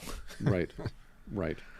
Yeah, And it's I was going to say, though, I mean, I found congregations to be, you know, at least it's worthy to encourage this. Sometimes it happens is that you'll see people who are kind of isolated, you know, from their family because of their confession or whatnot. And they might be brought into the church in a sense, but ultimately maybe they get adopted by another family, you know? Right. And so they spend a lot of time, you know, I've seen this with parents who are childless, you know, not voluntarily, you know? Yeah. And there's other families that have many children that they'll kind of come alongside and be like aunt and uncle kind of thing. Yeah. And that's beautiful. And, I've seen that in my church too. Actually, one of the women in my church, they had 5 kids. They had twins for their last batch, and she was just overwhelmed. And one of the widows from not one of my widows, but another woman from church just came along and said, "Hey, you don't have a grandma, and I would be more than happy to come over, help clean the house, take care of the twins, so you can take some time to just but that's still that's small, even within the small community that you have as a church." Right. Yeah. And I think that's what I've seen happening, because my district president just sent out the Christmas end of the year, "Don't worry, things aren't as bad as you think they are, but they're really as bad as you think they are" letter. I got the but letter too. Yeah, the but letter. And what I'm seeing, and it kind of is reflected in his letter, which is this, is that most churches are dying. And I mean, members over the last 2 years have just not come back. And for various reasons, those did come back, left again, and didn't come back. Yeah. But a congregation like mine continues to grow because we keep attracting and bringing in, the Lord does, disaffected people from other Lutheran churches, Roman Catholics, Baptists, non-denoms. And to the point, the reason they're coming in is they have a hunger and thirst for righteousness. But the thing that drives them in is, my family alienated me. I think we talked about this. I talked about on Warrior Priest that I have people in my church that were uninvited to Thanksgiving because they're not vaccinated. Right. You're going to see that with Christmas again. That's a deal. That's not only like, I'm mad at you now. We're no longer a family. I know of many like family gatherings that have been canceled. Yeah. At Christmas time. And Because, so, it's just too risky. It's too risky. So back to What's too Chris's risky? question then, what ends up happening is when they come into the church, what I try to do as a pastor is to balance out that dichotomy between we're all crazy here. Mm-hmm. So temper your expectations. This isn't a utopia. This isn't the ideal church. You're going to become dissatisfied in the next 3 to 6 months. Yeah, we're still on this side of heaven. Right. But on the other hand, everybody else in this church is crazy and disaffected too. So going back to my community analogy, you're going to look around and say, what's up with these crazy, disaffected people? But remember, the whole reason you're here is because you're crazy and disaffected by your own admission. Yeah. And You're we one can of make us. this work, but we can only make it work within the context of forgiveness and charity. And I think to Matthew and Chris's point on the live stream, what's missing from most families is forgiveness and charity. Yeah. And thus, many congregations And too. thus many congregations. Because a church isn't this pristine artifact that exists aside from society. And then when we go through the doors, we're magically transformed into these good people. We're bringing everything with us into church on Sunday, which we should. We're supposed you to know bring what it we to need? the Lord's table. Instead of a door at the entrance to church, we should have those beads things that you walk Right? through. Oh, that'd be so great. Because then it'd be more magical, right? It would. Oh, and you have the smoke at the back, and then you have Some to wind chimes. Oh no, do it, or maybe make it like the tunnels in the football stadiums, right, where you come out. Yeah, where you run out of the tunnel and right, and then the the fireworks sparklers go off and the fireworks shoot up in the air. It's magic. Look, we're totally different people now. Magic. But More as drama. As soon as you say we're like a family, Mm-hmm. which family are we like? That's the question. You mean people from all tribes and languages, peoples, tongues? Sure. But look at, again, as Paul admonishes Timothy, put your own house in order first before you start doing this stuff in the church. Yeah, because you're going to bring it into the church. 100%. Your politics, your ideology, your philosophy, your theology, everything. Your parenting style affects the way for that you're sure. going to pastor people. As 100%. pastors, we know that. Yeah. Yeah. Pastors who are undisciplined in their own family are undisciplined in their congregation. Right. Actually, that's what I butt up against most often is the fact that because we are so disciplined in my family that when I expect the children to be attentive, think for themselves, ask good questions, and be accountable to me, the parents are the ones saying, well, wait a minute. Yeah. Like, hold on. I'm like, I understand it. You live an undisciplined life of chaos. And I'm imposing discipline on your children for the next hour. And you don't like that because it reflects poorly on you. Yeah, I've had the opposite though, because they'll have expectations of discipline in places I think it's unnecessary. Mm-hmm. It's like, well, here's where the children need to sit and be quiet. Yeah. I'm like, no, this is when I want them to kind of be free to talk. Yeah, yeah. And then, but here's where they need to be. Right. Here's where they're supposed to be free. No, this is not the time for them to be playing with crayons and doing things.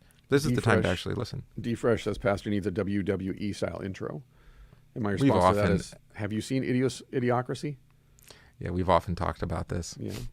It's been a while, but both of us would definitely lean in that direction if we could.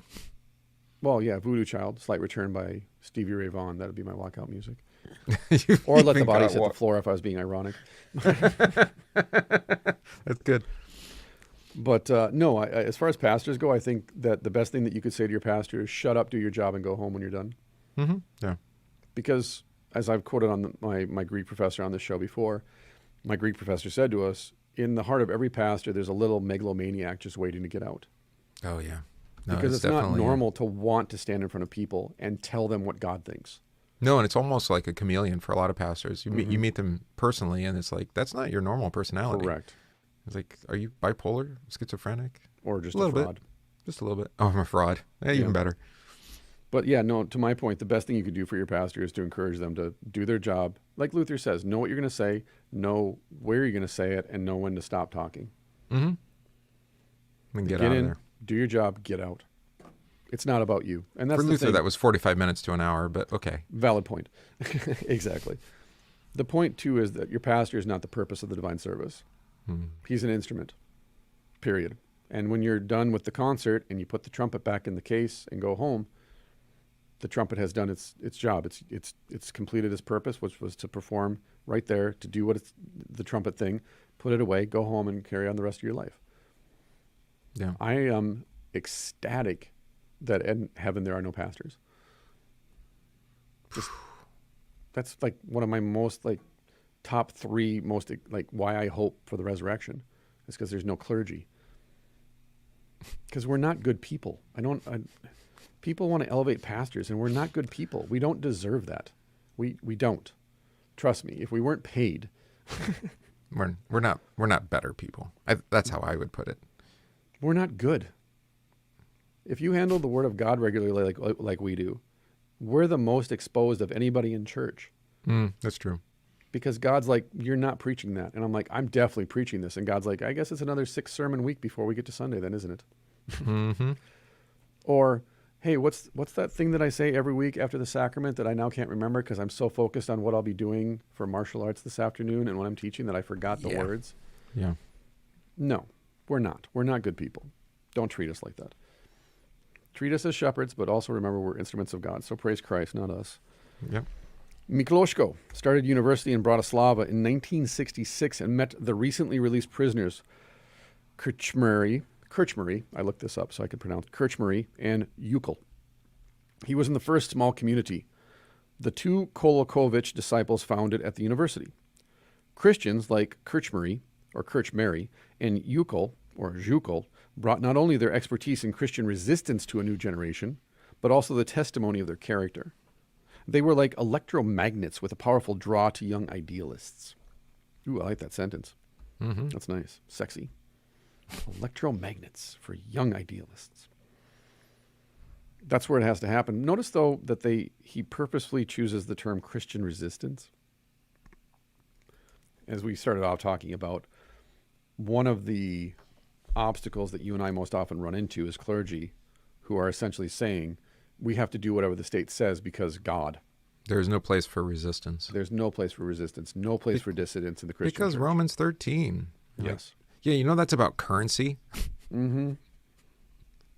And an emperor that we don't have anymore. Well, and regardless of that, the emperor is like half a world away. Yeah, that too. And you know, his taxation is 3%. Mm-hmm. And he really doesn't expect very much of us. Yes. So it's a little bit apples and oranges. I'm not saying it's not true. I'm just saying. Right. So, and to the point that most church movements are started amongst the youth. That's kind of where it takes off at. It's not going to be converting the elderly, those who grow up in the church, for example, who are now set in their ways, and this is tradition. This is how we do things now. And we're not going to deviate from this. There, you're back. Am I? No, Sorry, you're still folks. frozen. We're having You're streaming frozen. issues. I'm frozen or you're frozen? Were we I both got a frozen? pink screen of death. That's what I see. What? I hear you just fine. Right. No, audio's fine. What's going do on? This, and I should do that. And Maybe I it's should your come Chrome. back. Maybe it's There your we go. camera. No, find because out. the same thing happens with you. It happened last episode too. You want me to refresh? I don't want to refresh. No, what it does is it ends up kicking my. There we go. There you are. What it does is when it freezes up like that, it kicks my camera back over to FaceTime, to the laptop camera, and I have to go back in and switch it in and out before it'll I reconnect. wonder. That's weird. That's a street view. You might have to do back. Technology. Yeah. Love it So or hate anyways, there. it. Magnets. Idealists. Yeah, so Chris says, you can't put my family together by my faith in God, but can feel like family by my faith in God for a church with a good pastor who gives the truth at the pulpit. Actually, it's the Holy Spirit that does that, but I get what you're saying. Yeah, I get it. Yeah. Right, because unfortunately, families sometimes can easily fracture, you know, and it's sometimes over stupid things, but sometimes over pretty significant things, you know? That's why the Word of God stands forever. Right. Yeah, and it's the only thing that can actually bring true unity. We confess anyway. Exactly. Like you said earlier, we stand on God's Word, and from that, everything else in our life is informed by that ultimate truth. But there are still other imperfectly, truths. over Yeah. time. Yeah. Yeah. So he says, it's like in the Bible, the parable of the 10 righteous men, says Miklosko. True, in Slovakia, there were many more than 10 righteous people, but 10 would have been enough. You can build a whole country on 10 righteous people who are like pillars, like monuments. This is Sodom, right? This is encouraging, yeah. These early converts spread the word about the community to other towns in Slovakia, just as the Kolokovic generation had done. Soon there were hundreds of young believers, sustained by prayer meetings, samizdat, and one another's fellowship. By the way, samizdat, I don't know if we've defined that for a while. Yeah. This is dissident propaganda. Right. So it's counter propaganda. Secretly published, tracts and letters and like the 44 thing, right? Wasn't it the 44? What was that called?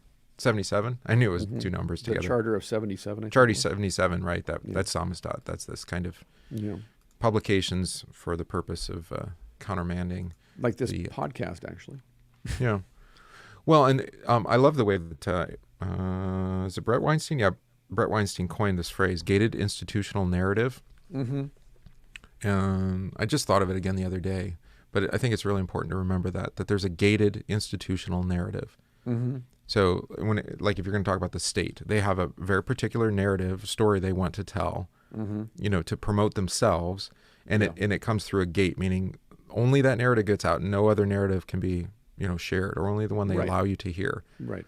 And you start to think about then the press in terms of, okay, these are the gatekeepers. Mm-hmm. And they only they only tell the narrative the institution wants them to tell. Then that changes things, right? Right. And so why are they so opposed to, what was the German government wants to ban Telegram in Germany? Yeah. Why? Mm-hmm. Well, because Telegram doesn't have a gate. Mm-hmm. Well, that means false information can be shared. True. It also means truth can be shared. Correct. Right. You don't get to be the gatekeeper, and it does mean that if you use a platform like that, you have to have some discernment, right? So you'll send me a meme, and then I'll go look and see if it's true. I'll go search for the quote or whatever, right? And mostly those things are harmless. Sometimes it could be a really bad piece of information. Like, oh, there's a TikTok challenge going on. Right? Like, is that real? No, it's misinformation. Right? It's psyops. It's misinformation. It's a gated narrative because it was directly sent to teachers in all of our communities a day before. It's like, wait a minute. Yeah, it was coordinated. It was organized. It was specific and purposeful. Exactly. If you don't know what we're talking about, it's some TikTok school violence thing that supposedly is affecting us today. Right. What would be another gated institutional narrative? Oh, there's white supremacists. Mm-hmm. These large white supremacist organizations that are trying to overthrow the government. Right. Like, even though the FBI's own data and statistics claim it's about 2,000 in the entire United States. And then the ones we've experienced here recently are largely, informants. FBI informants, Close to 50% of the people or more are actually federal agents or informants. Right. Mm-hmm. So these early converts spread the word. Yeah. It was the young believers who had the energy and the desire. So we've talked about this before. Memory plus desire equals hope. So you have the elderly clergy, they've got the memory. Mm-hmm. And then you got the young people, they've got the energy, they've got the desire. You put those two together, and then you create something dynamite, something very powerful and dynamic. Right.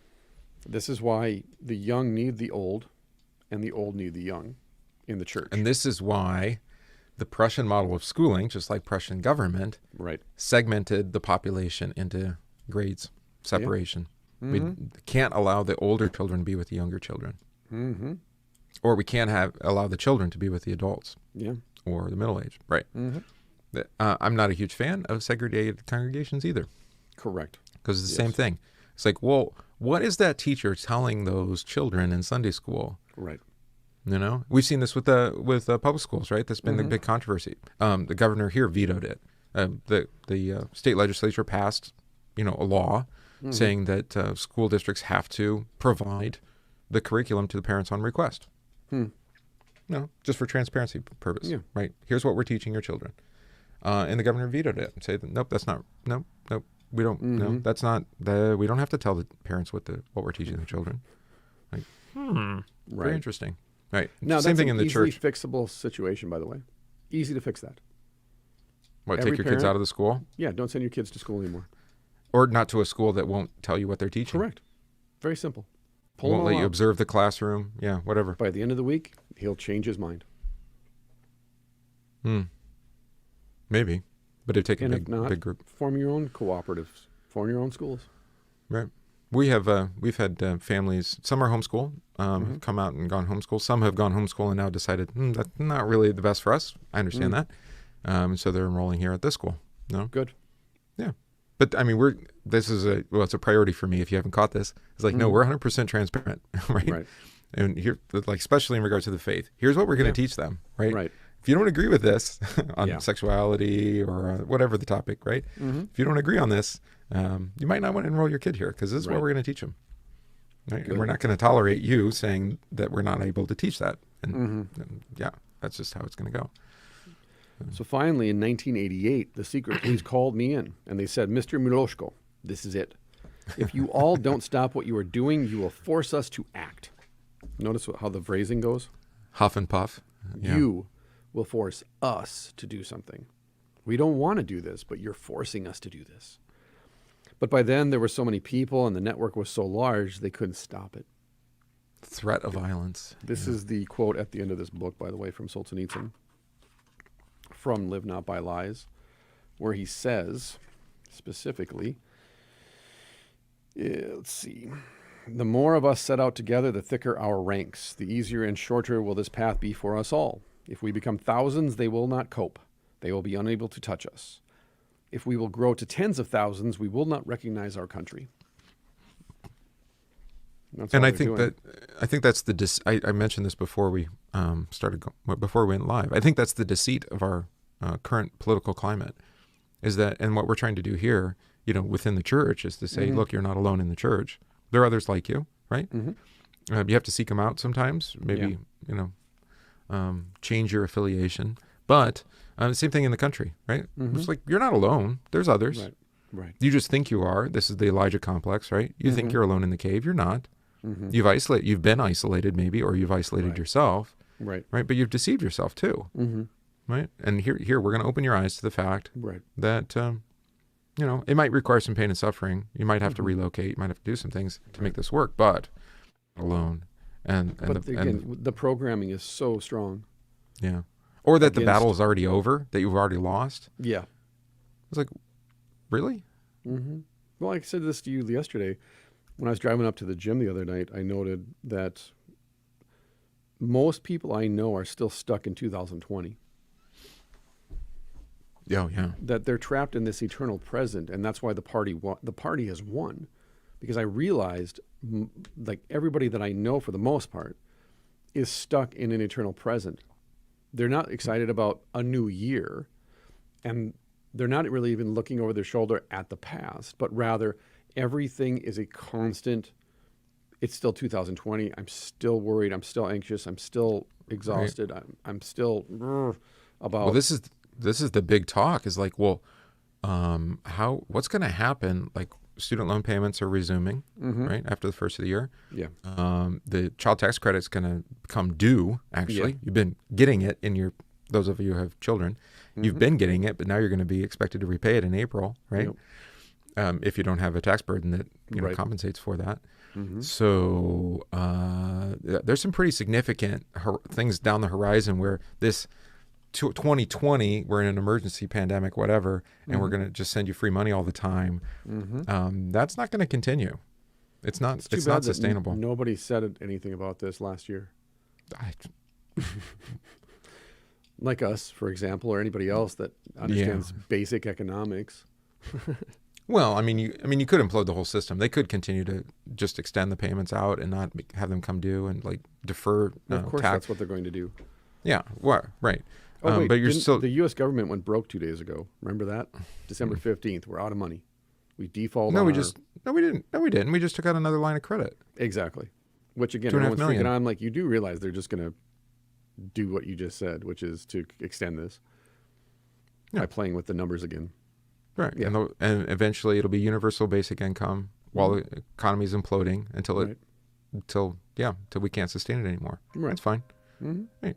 But this is every generation does this. They're like, we're not going to deal with this. We're just going to kick it. Right. Right. Kick the tire, let the next person pick it up. But it goes back to what we were talking about then as far as communities and developing this clan identity. I was just talking the other night because, let's see, today is Friday. Wednesday, we got rain, high winds, and the temperature dropped from 58 degrees to 17 degrees overnight. It's crazy, right? Yeah. And they were talking about it in the changing room after classes, and I said, this is the problem with you people that live in the city, is that if something like this happens, you're all helpless. You have nothing. You can't do anything because you're so reliant on everybody else to do it for you. Right. I said, we have a generator at my house. We're ready for anything that happens because we have to be. There's people we can rely on. However, when the power goes out, I can't fix the junction box. I can't like pop the box open and fix the junction box and figure out where down the power line this is happening at. Power company has to do that. And there's now only so many of them. Yeah. Right, exactly. And so then what do you do if you have no sense of community? Well, you have to wait for somebody to sand the roads. You have to wait for somebody to plow you out. You have to wait for somebody to make sure that the electricity gets into your home so you have heat. Like you're dependent on everybody for your needs. I realize that this is probably why I know you prefer these things than I do too. The post-apocalyptic movies, because we see them more as almost like catechesis for preppers, right? Right. But there've been shows too where it's Walking Dead is one of those, right? It's wait a minute, that was a virus that leaked to turn people into zombies. Yeah. Anyway, a little bit of foreshadowing, I suppose. But you see different communities. I actually been trying to work my way through Fear of the Walking Dead, which, what a mess. But nope. Both shows are just stretch this out as long as you can. Yep. In the way of a comic book, right? These very long story the comic narratives. Books at least had a order and a structure to them, and nobody was safe. Right. But anyway, you see the same thing. They just bind together into small communities that are always broken and fractured as far as their ideology, but they have a common purpose, right? It's protect one another, and there's strength in numbers. But obviously, when they get too big, you end up with who's the guy with the baseball bat? Negan. Yeah, you end up like Negan's community, which ends up just being another tyranny. Yeah, because it's just too large, and that's the only way you can sustain it is with terror. I read Lord of the Flies and it's cool, so it's the same story. Pretty much ruined me as far as that goes. Yeah, as far as it's this the same kind story. of like Shangri-La utopia, we can all figure out how to get along together. Idealism. Well, I guess you realize how precarious society is. That if it's anything more than a loose conglomeration, of people that are we're going to respect each other's common humanity and livelihood, right? But mostly that means we're going to leave each other alone, right? But that's also based on a certain set of shared morals and principles. Even if that principle is let's just live and let live, it's still a shared principle.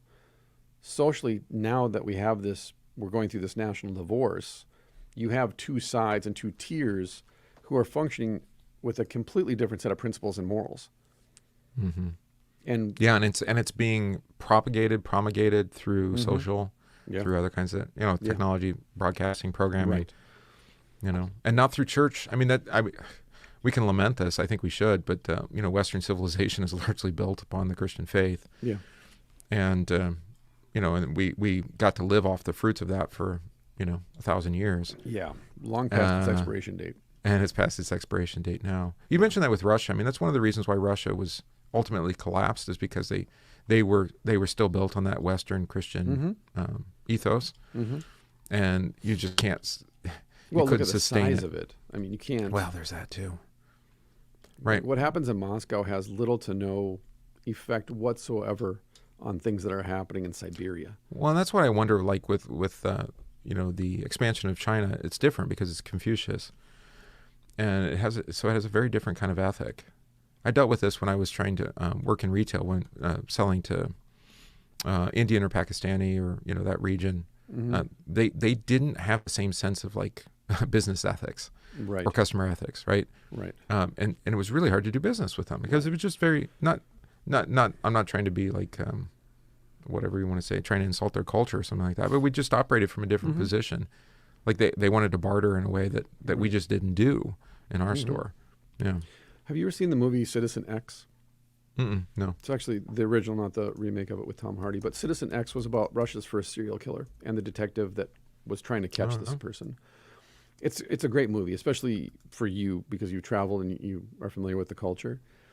But it's about trying to catch a killer under a Soviet system that says we can't have a serial killer.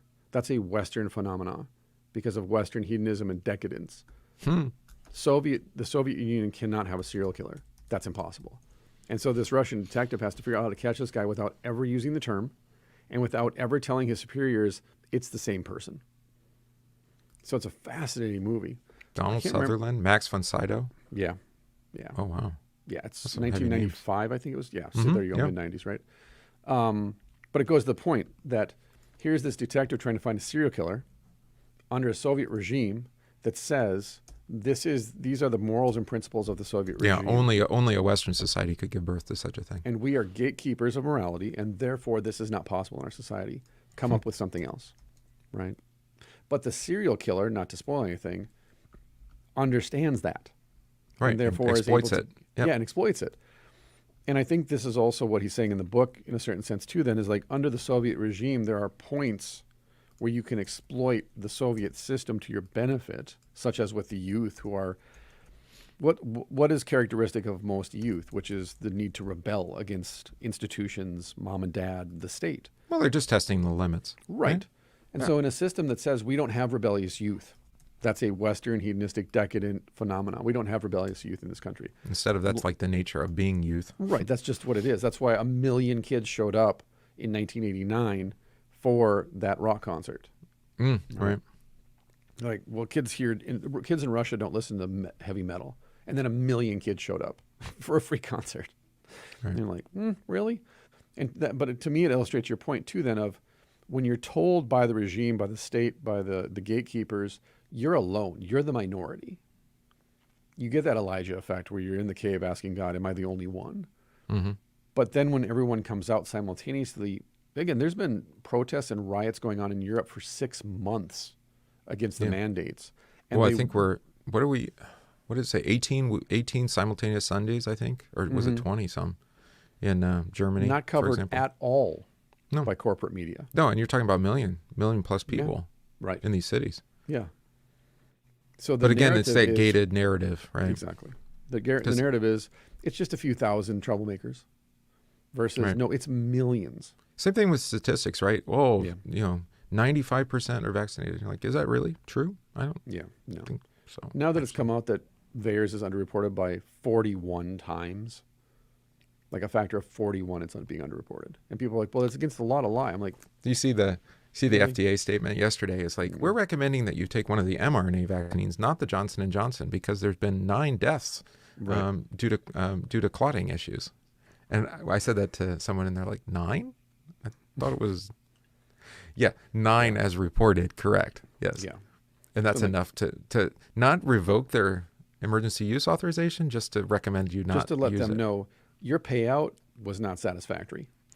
By the way, Johnson & Johnson is the only one that doesn't involve fetal tissue, either in testing or development.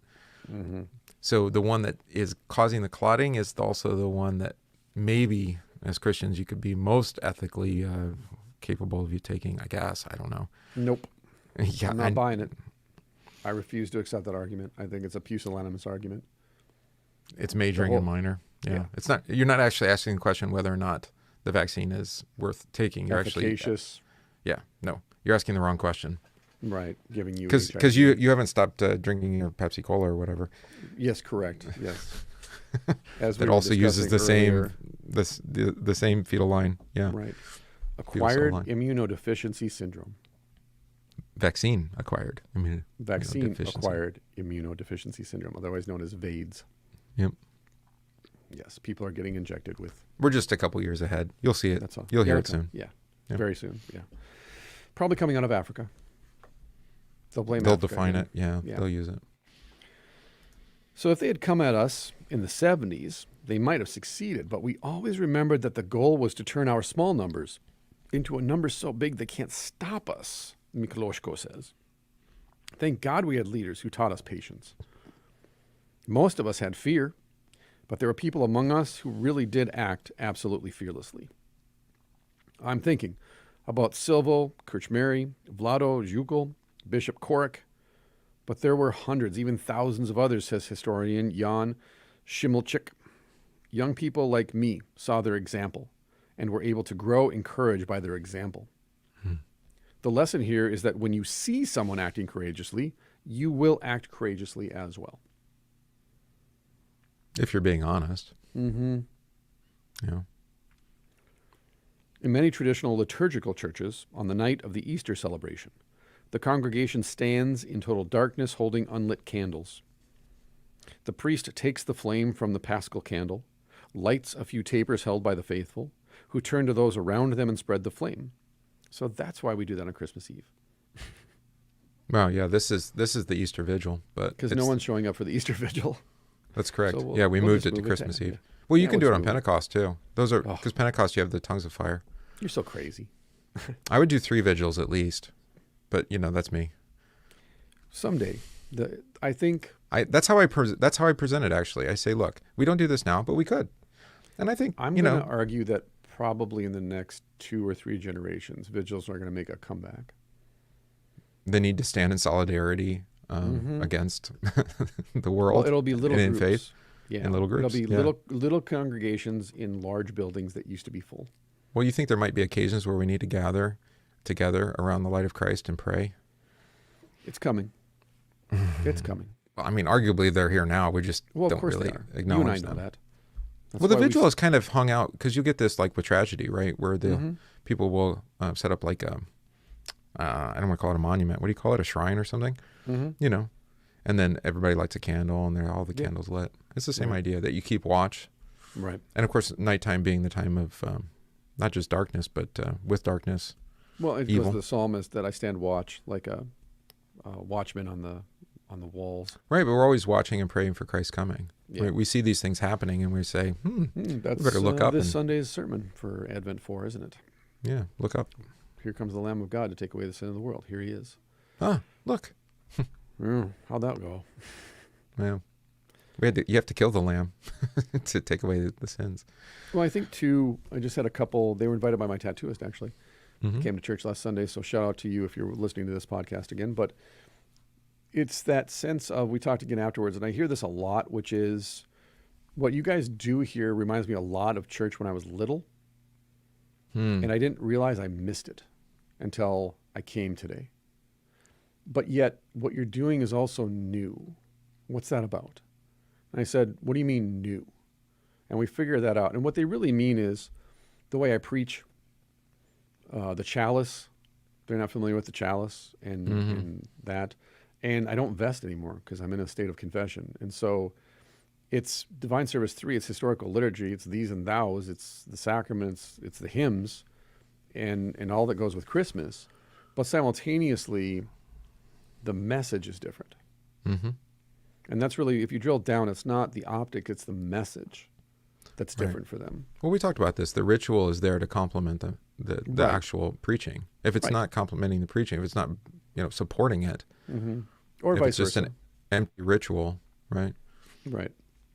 But also, I would hope liturgical preachers, the language of liturgy, it finds their way into the preaching. It doesn't become the preaching, but it is the language of the sermon and the illustration. Well, I find that I find like with historic liturgy, it ends up in, and also our catechism does this, right? It ends up informing one another. So you come to understand the liturgy from the preaching. The preaching tends to be informed by the liturgy as well. Right.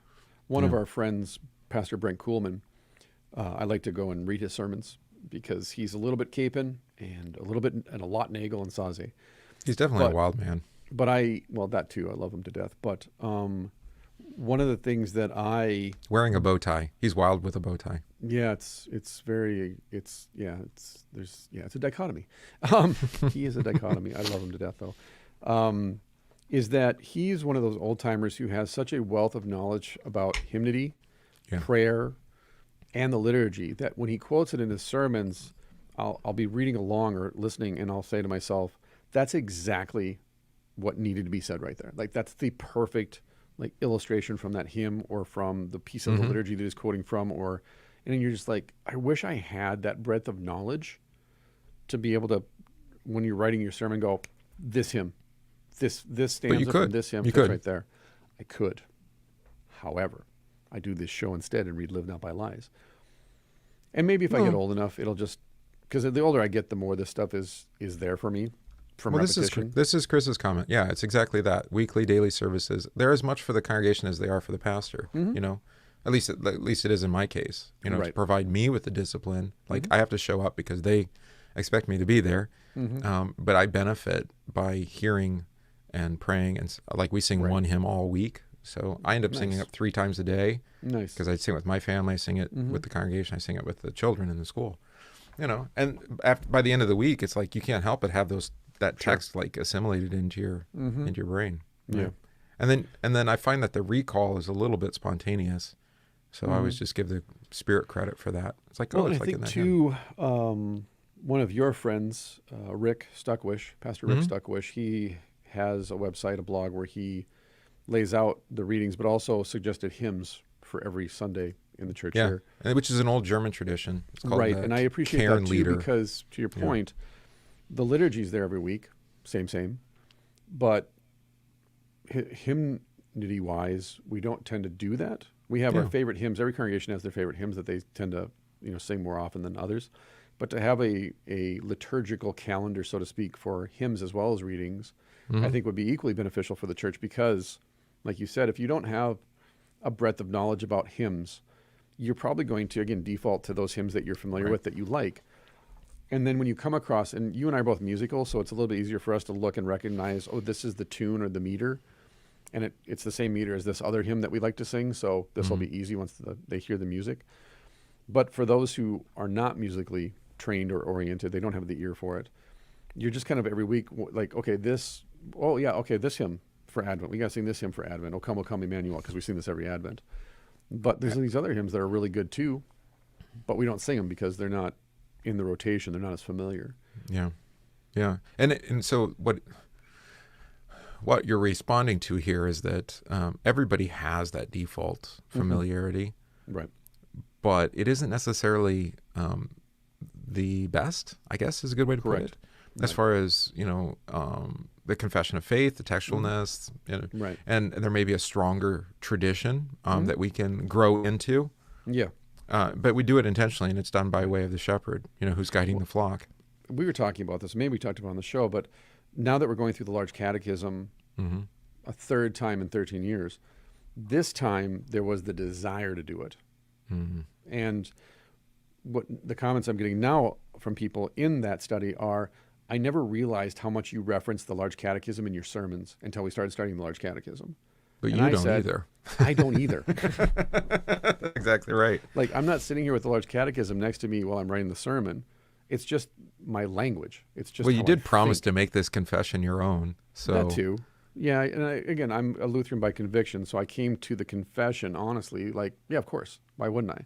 Right, but through regular, consistent, reading, study, teaching of the confession, you can't help but speak with that language, with that. Right, it's my conviction, and then hopefully my excitement, my enthusiasm for it transfers. Like courage is contagious. Hopefully my excitement for the catechisms is contagious. And then as we go through them, and that excitement and that energy comes out of me in the teaching of it, you're grasping on like, wow. Right. Like, okay, now I understand why this is important. And that's what's really remarkable is that the previous 2 times we did it, it was more of like an academic thing. Like, we're going to do this because we're Lutherans. Whereas this time, the people that are showing up are dialed in, like really dialed in, because they're like, this is amazing. I'm like, yeah. And he wrote it 500 years ago. Right. It's also not boring. I mean, I think Luther has that, there's some wit. There's definitely humor. Oh, there's a lot of tongue in cheek in there. There's a lot of tongue in cheek. Yeah. Which is good. A lot of accusations, though, too. A lot of condemnations. He mocks clergy constantly. Right. And we don't hear that. So, right. We need to hear that, too. So, traditional liturgical churches, you have that night. You have the rite of standing in the dark with the unlit candle. And it starts from one candle. And it starts from one and it spreads, just like the gospel.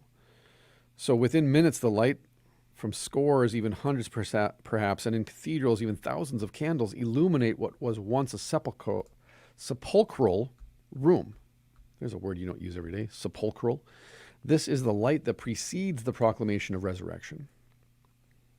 The light of the world. The light no darkness can overcome. And so in 1988, the underground church leaders, the spiritual grandchildren of Father Kolakovich, organized the Candlelight demonstration in Bratislava, the largest protest event in Czechoslovakia since the 1960s. The police used water cannons to disperse thousands of Christians gathered peacefully on the city's main square, to pray for religious and civil liberties. But it was too late for the communists. The momentum was with the people. Within 2 years, communism was over. I had the fastest rise of any modern European politician, jokes Slovak lawyer Jan, oh my goodness, Czarnogórsky, a former, if they didn't have those accents, I'd be lost. Jan Czarnogórsky, a former political prisoner and a leader of the Candle demonstration. I was released from prison, and 2 weeks later, I was sitting at the table with Václav Havel, negotiating with the communists about the handover of power. But it takes that courage of an individual. It does. And then to inspire others, right? It's interesting because I've read Václav Havel before. I read him back in college when I got into that. And then reading Desmond Tutu and Mandela talk about when they sat down with the government at the end of apartheid. And they're so interestingly, remarkably similar in the sense of both Václav and Tutu said it was like a spell had been broken. Like we sat down at a table with people who literally just 6 months previous wanted us dead. And now we're talking and we're shaking hands and it's serious, but we're smiling at each other. And the expressions of relief were coming from both sides of the table. It wasn't just we're relieved not to be oppressed anymore and not be on your hit squad list, but they're saying that they're relieved that we no longer have to fight with each other and be in this conflict and tear the country apart. Yeah, it takes a lot more energy to maintain the lie. Right. And I think, to Henri's point, Tutu is a great man. I agree. I think he was amazing as far as a church leader goes and what he did with the Reconciliation Committee of saying, we're not going to punish anybody. We're going to forgive all of them. In fact, we're going to create this Reconciliation Committee to go through this process. If you come and confess to us, we promise we will forgive you. And it took a little bit of convincing to get the first person to testify. That takes a lot of trust, yeah. But once that first person received that absolution, then people started streaming in and saying, I want to testify. I want to come before the committee. I want forgiveness. Mm-hmm. And I think that to me is the tragedy of being a historian, is that I know this from history is true. And I see this happening to my own people today.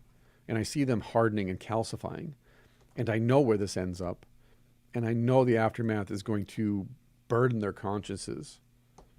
And it's going to cause them to question their own humanity after the fact. But in order to get there, they first have to go through the process of becoming inhuman. Right. And what I see happening all over the place is that the church, where the truth about humanity is preached, isn't. Instead, they're marching in lockstep with the society. And they're pushing discrimination and segregation. Yeah, and they're not practicing forgiveness and charity. And in their own buildings, they're discriminating between the vaccinated and the unvaccinated. And of course, we see this in families who are Christian, at least they confess to be Christian. And yet, just like Jesus eating with the Pharisees and then welcoming in the lepers or the prostitutes and saying, why are you throwing this party? Like, what's the intent of this party? And being accused of eating with sinners and tax collectors and sinners and prostitutes.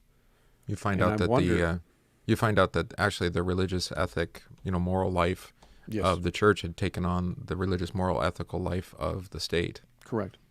And that's what I see today again, is that people will come to church and not bat an eye at the fact that they are practicing segregation.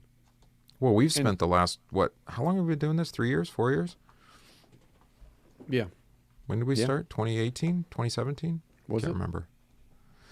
Anyway, we've been lamenting, American Christianity, and this is the reason why. Now we've seen the fruit of it. I mean, we were rebelling against it, but like church and state, indistinguishable. Like to be a Christian is to be an American, and be American, be a Christian, right? And back in the day, it was just like, well, it's flag waving and practicing secular holidays as church holidays and this kind of minors. Now we actually see what it means. Right. It means that we as a church do what the state tells us. Correct. Or at least we think as Christians that's what it means to be a good Christian. Like, wow. I mean, they laid that groundwork. They did a very good job of it. Right. No. And people have been programmed to just stare at us when we say that and then walk away and ignore everything we just said. Right. But what do we end up losing in the process? We lose our identity as a church, as a confession, but we also lose, we've also lost the country as a result too, by the, it kind of, what do you want to say, boomeranged, I guess, back on on the world or on the state to say, well, the state no longer, it no longer informed by Christian faith either, because it was indistinguishable for so long that there was no critique happening, of the state by the church. Right. Yeah. No. Now we see the fruit of that. It's like we have no state, or we have a tyrannical one. Yeah. We have a tyrannical state, and the church is Inept. imploding. Inept. Mhm. Yeah. Impotent. Inept. Inepitent. You You wanna want to keep hold off going, there? or do you want to stop there? No, I think we should. All right. Like Let's it's pause there. 12:30. That's a good section to stop on. And the thing is, too, since we want to end on a high note, as always, this is easy to fix. Yeah. Repent, believe, preach the gospel, administer the gifts of salvation. Get together with like-minded people. Stop counting the number of butts in the pews on Sundays. It's irrelevant. Yeah. Stop worrying about how much money you're bringing in on Sundays. As long as you're paying the bills, there's enough money. I think going to the point of the small group aspect of this, if churches are free to do with their money what they want, but also in the past we've seen churches with these budgets that far exceed their means or their needs for that matter. And rather than be stewards of that money, be stewards of the members under their care, they've been taken for granted. And they develop this sense of entitlement about money and numbers, so that you and I and most people, when they find out we're pastors, the first question they ask is, well, how many people attend your church? And that becomes they ask how many people do you worship, which is that too. A funny grammatical shift, isn't it? Is. But that's just a reflection of American business sensibilities. What's your annual, quarterly growth index? Well, it is a kind of idolatry, though. Of course it is. We're worshiping our I don't think size. it's kind of. I think it straight up is idolatry. Yeah. And we play into it for the sake of, again, being nice. And instead of correcting that's like I said to you, like I'm done listening to people talk to me about COVID and the test and stuff. And I just started correcting people as it comes out of their mouth. It's not COVID, it's the flu. And the test is unreliable. The inventor, Kerry Mullis, said this, period. Mm-hmm.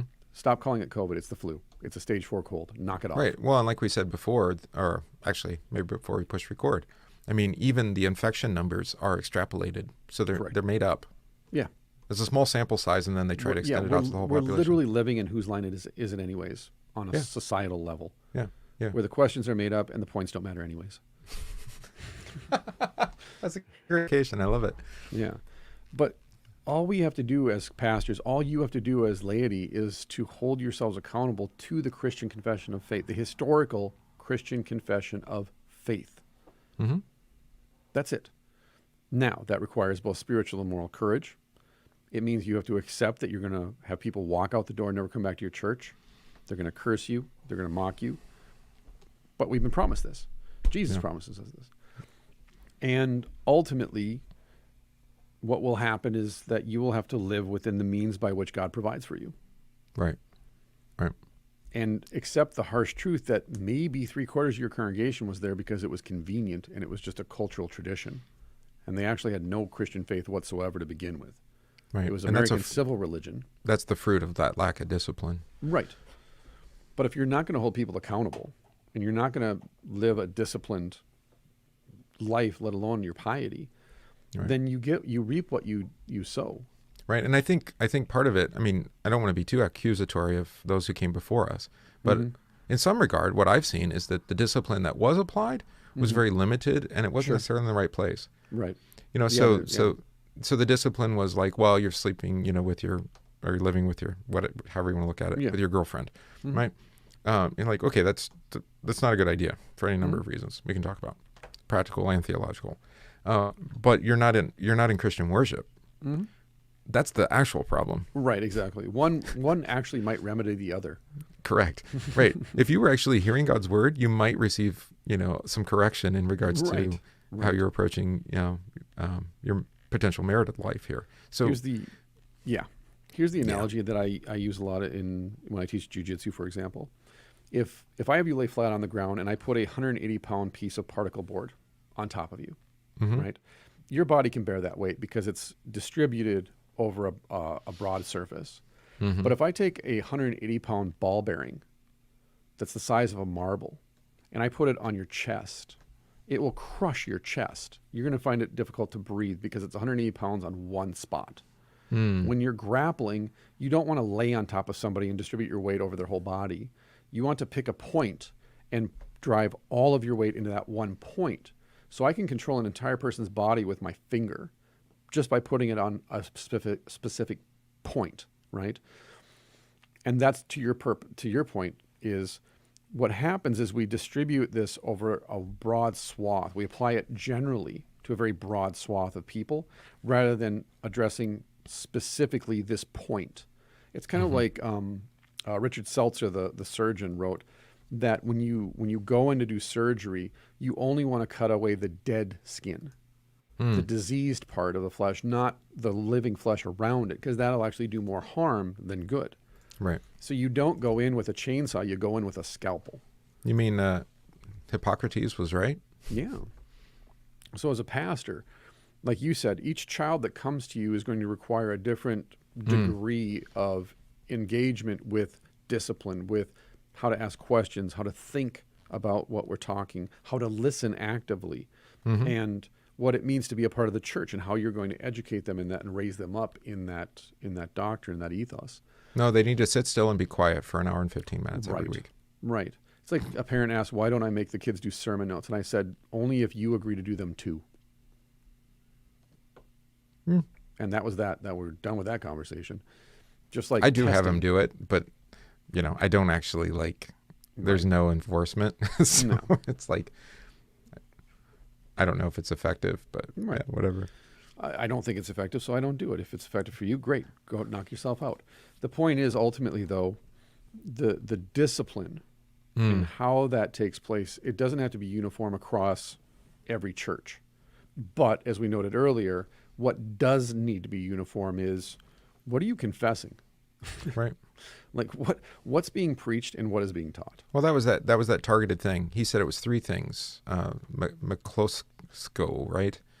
There were three things: true to yourself, true to your conscience, and then in community with like-minded people who share like-minded in that they share the faith. Right.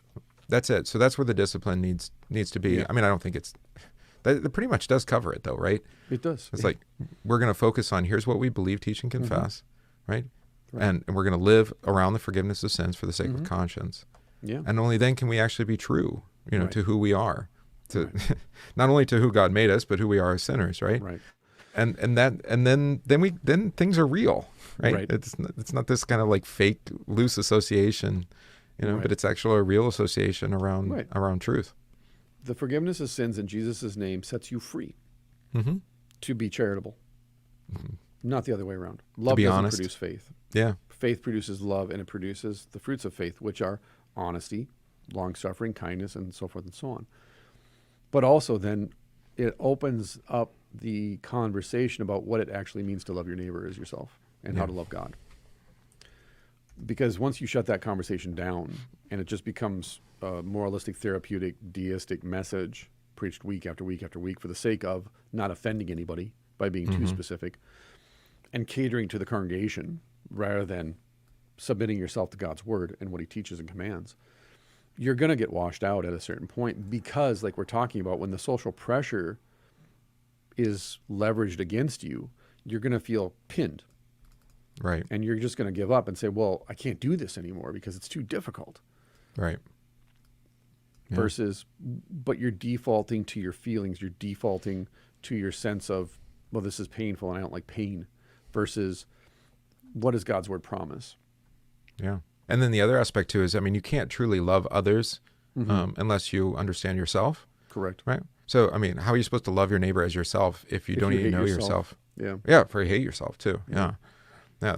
Well, then you're going to hate others. It's not going to be 100%. Love. It's going to look like you might call it love, but it's actually, No, it's self-loathing projected outward on other people. Right. Yeah. So in the end, as always, the book and what the book talks about, just like everyday life in the church, stands or falls on God's word and the sacraments. Right. Period. And provocatively, I know for some, if you don't have God's word and the sacraments, your church is not, it's a building and it's got the name church, and you may call each other by the name of the church, But the church isn't what gets you into the resurrection and life everlasting. Not your building, not your, hey, we're the church. No. Or even your rites and rituals. Yeah, not your rites or rituals, your traditions, your customs, none of that stuff. As edifying as they may be, as good, as orderly as they may be.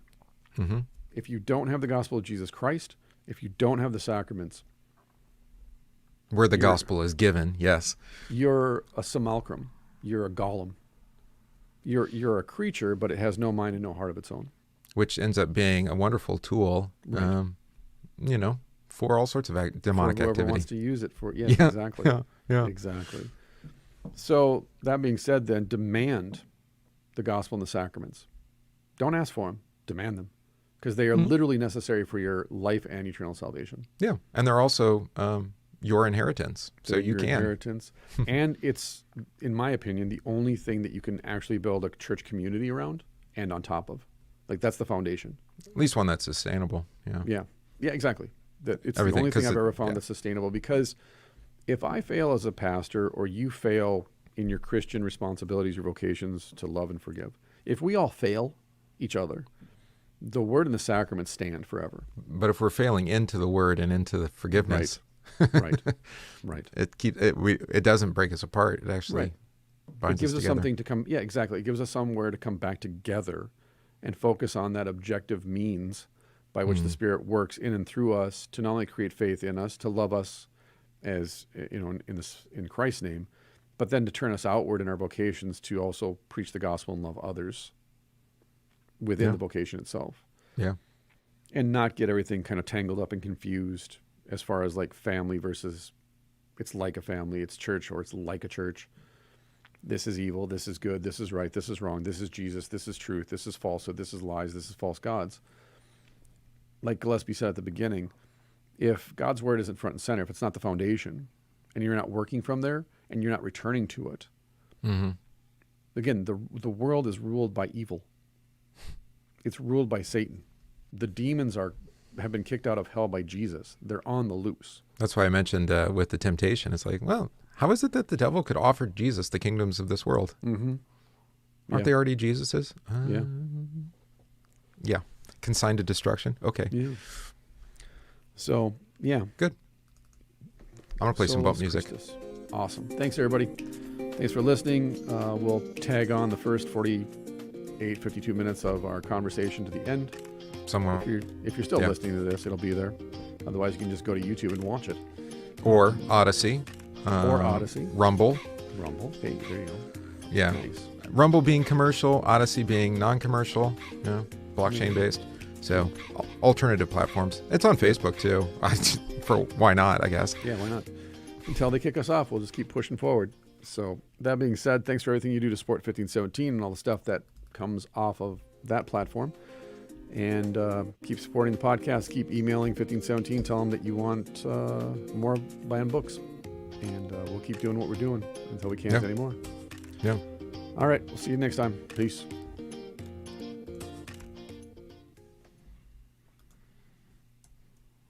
Stop recording. Stop recording. Stop. How much more are we going to do in this book? I don't know. There's a lot more. I think we said talk to Christmas. Yeah, there's still a lot more there. Because I definitely want to go back to Astonished at Heart. Oh, we should have said we're taking next week off. Oh, well.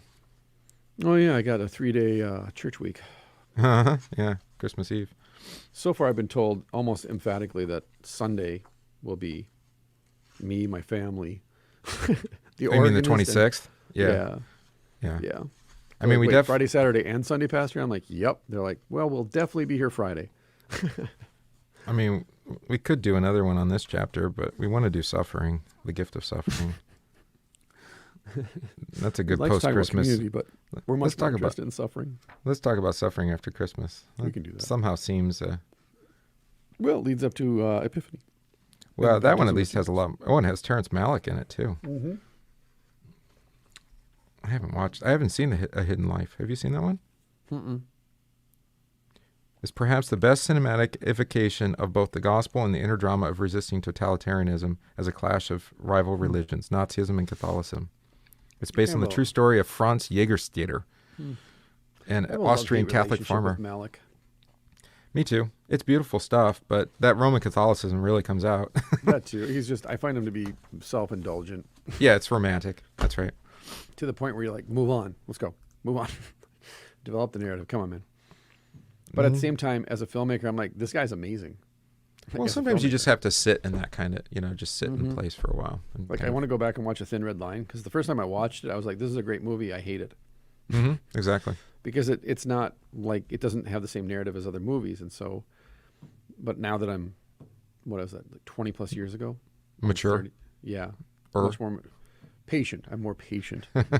I know. I have to do that too again. Yeah. So, otherwise. Maybe that's a Christmas break thing. Watch Terrence Malick. And I'm trying to find like actual art films that Anne designed, and there's not very many. How's that going for you? Annie just falls asleep. That's her vote. She just falls Well, I asleep. mentioned that. She's like, why did you like Kubrick so much? I'm like, because I like Kubrick a lot. How could you not? But they're so hard, and she could never make it through. It's just like Gilliam, She didn't like Paths of Glory. Has she watched that one with Kirk Douglas? About Yeah, World War Spartacus, right? Yeah. Yeah. Which is about soldiers put on trial for murder during World War I. That's actually a reasonable length too. It's not too long. Yeah, it is. Yeah. Yeah. It's less than 90 minutes, isn't it? Like yeah. 80 minutes, something like that. Quick in and out. But no, yeah, and that's Gilliam's the same way. It's like you just don't appreciate it. No. Yeah, no, I don't even suggest Gilliam to people because I know better. If they bring it up, like if they bring up Python or something, I'm like, oh, then you definitely like Gilliam. You saw he got canceled? Yeah, I did. I saw that. Yeah. For nothing. For recommending watching a Netflix special. I mean, yeah. Like, seriously? Oh yeah, Chappelle. That's what it was. Well, Chappelle's funny.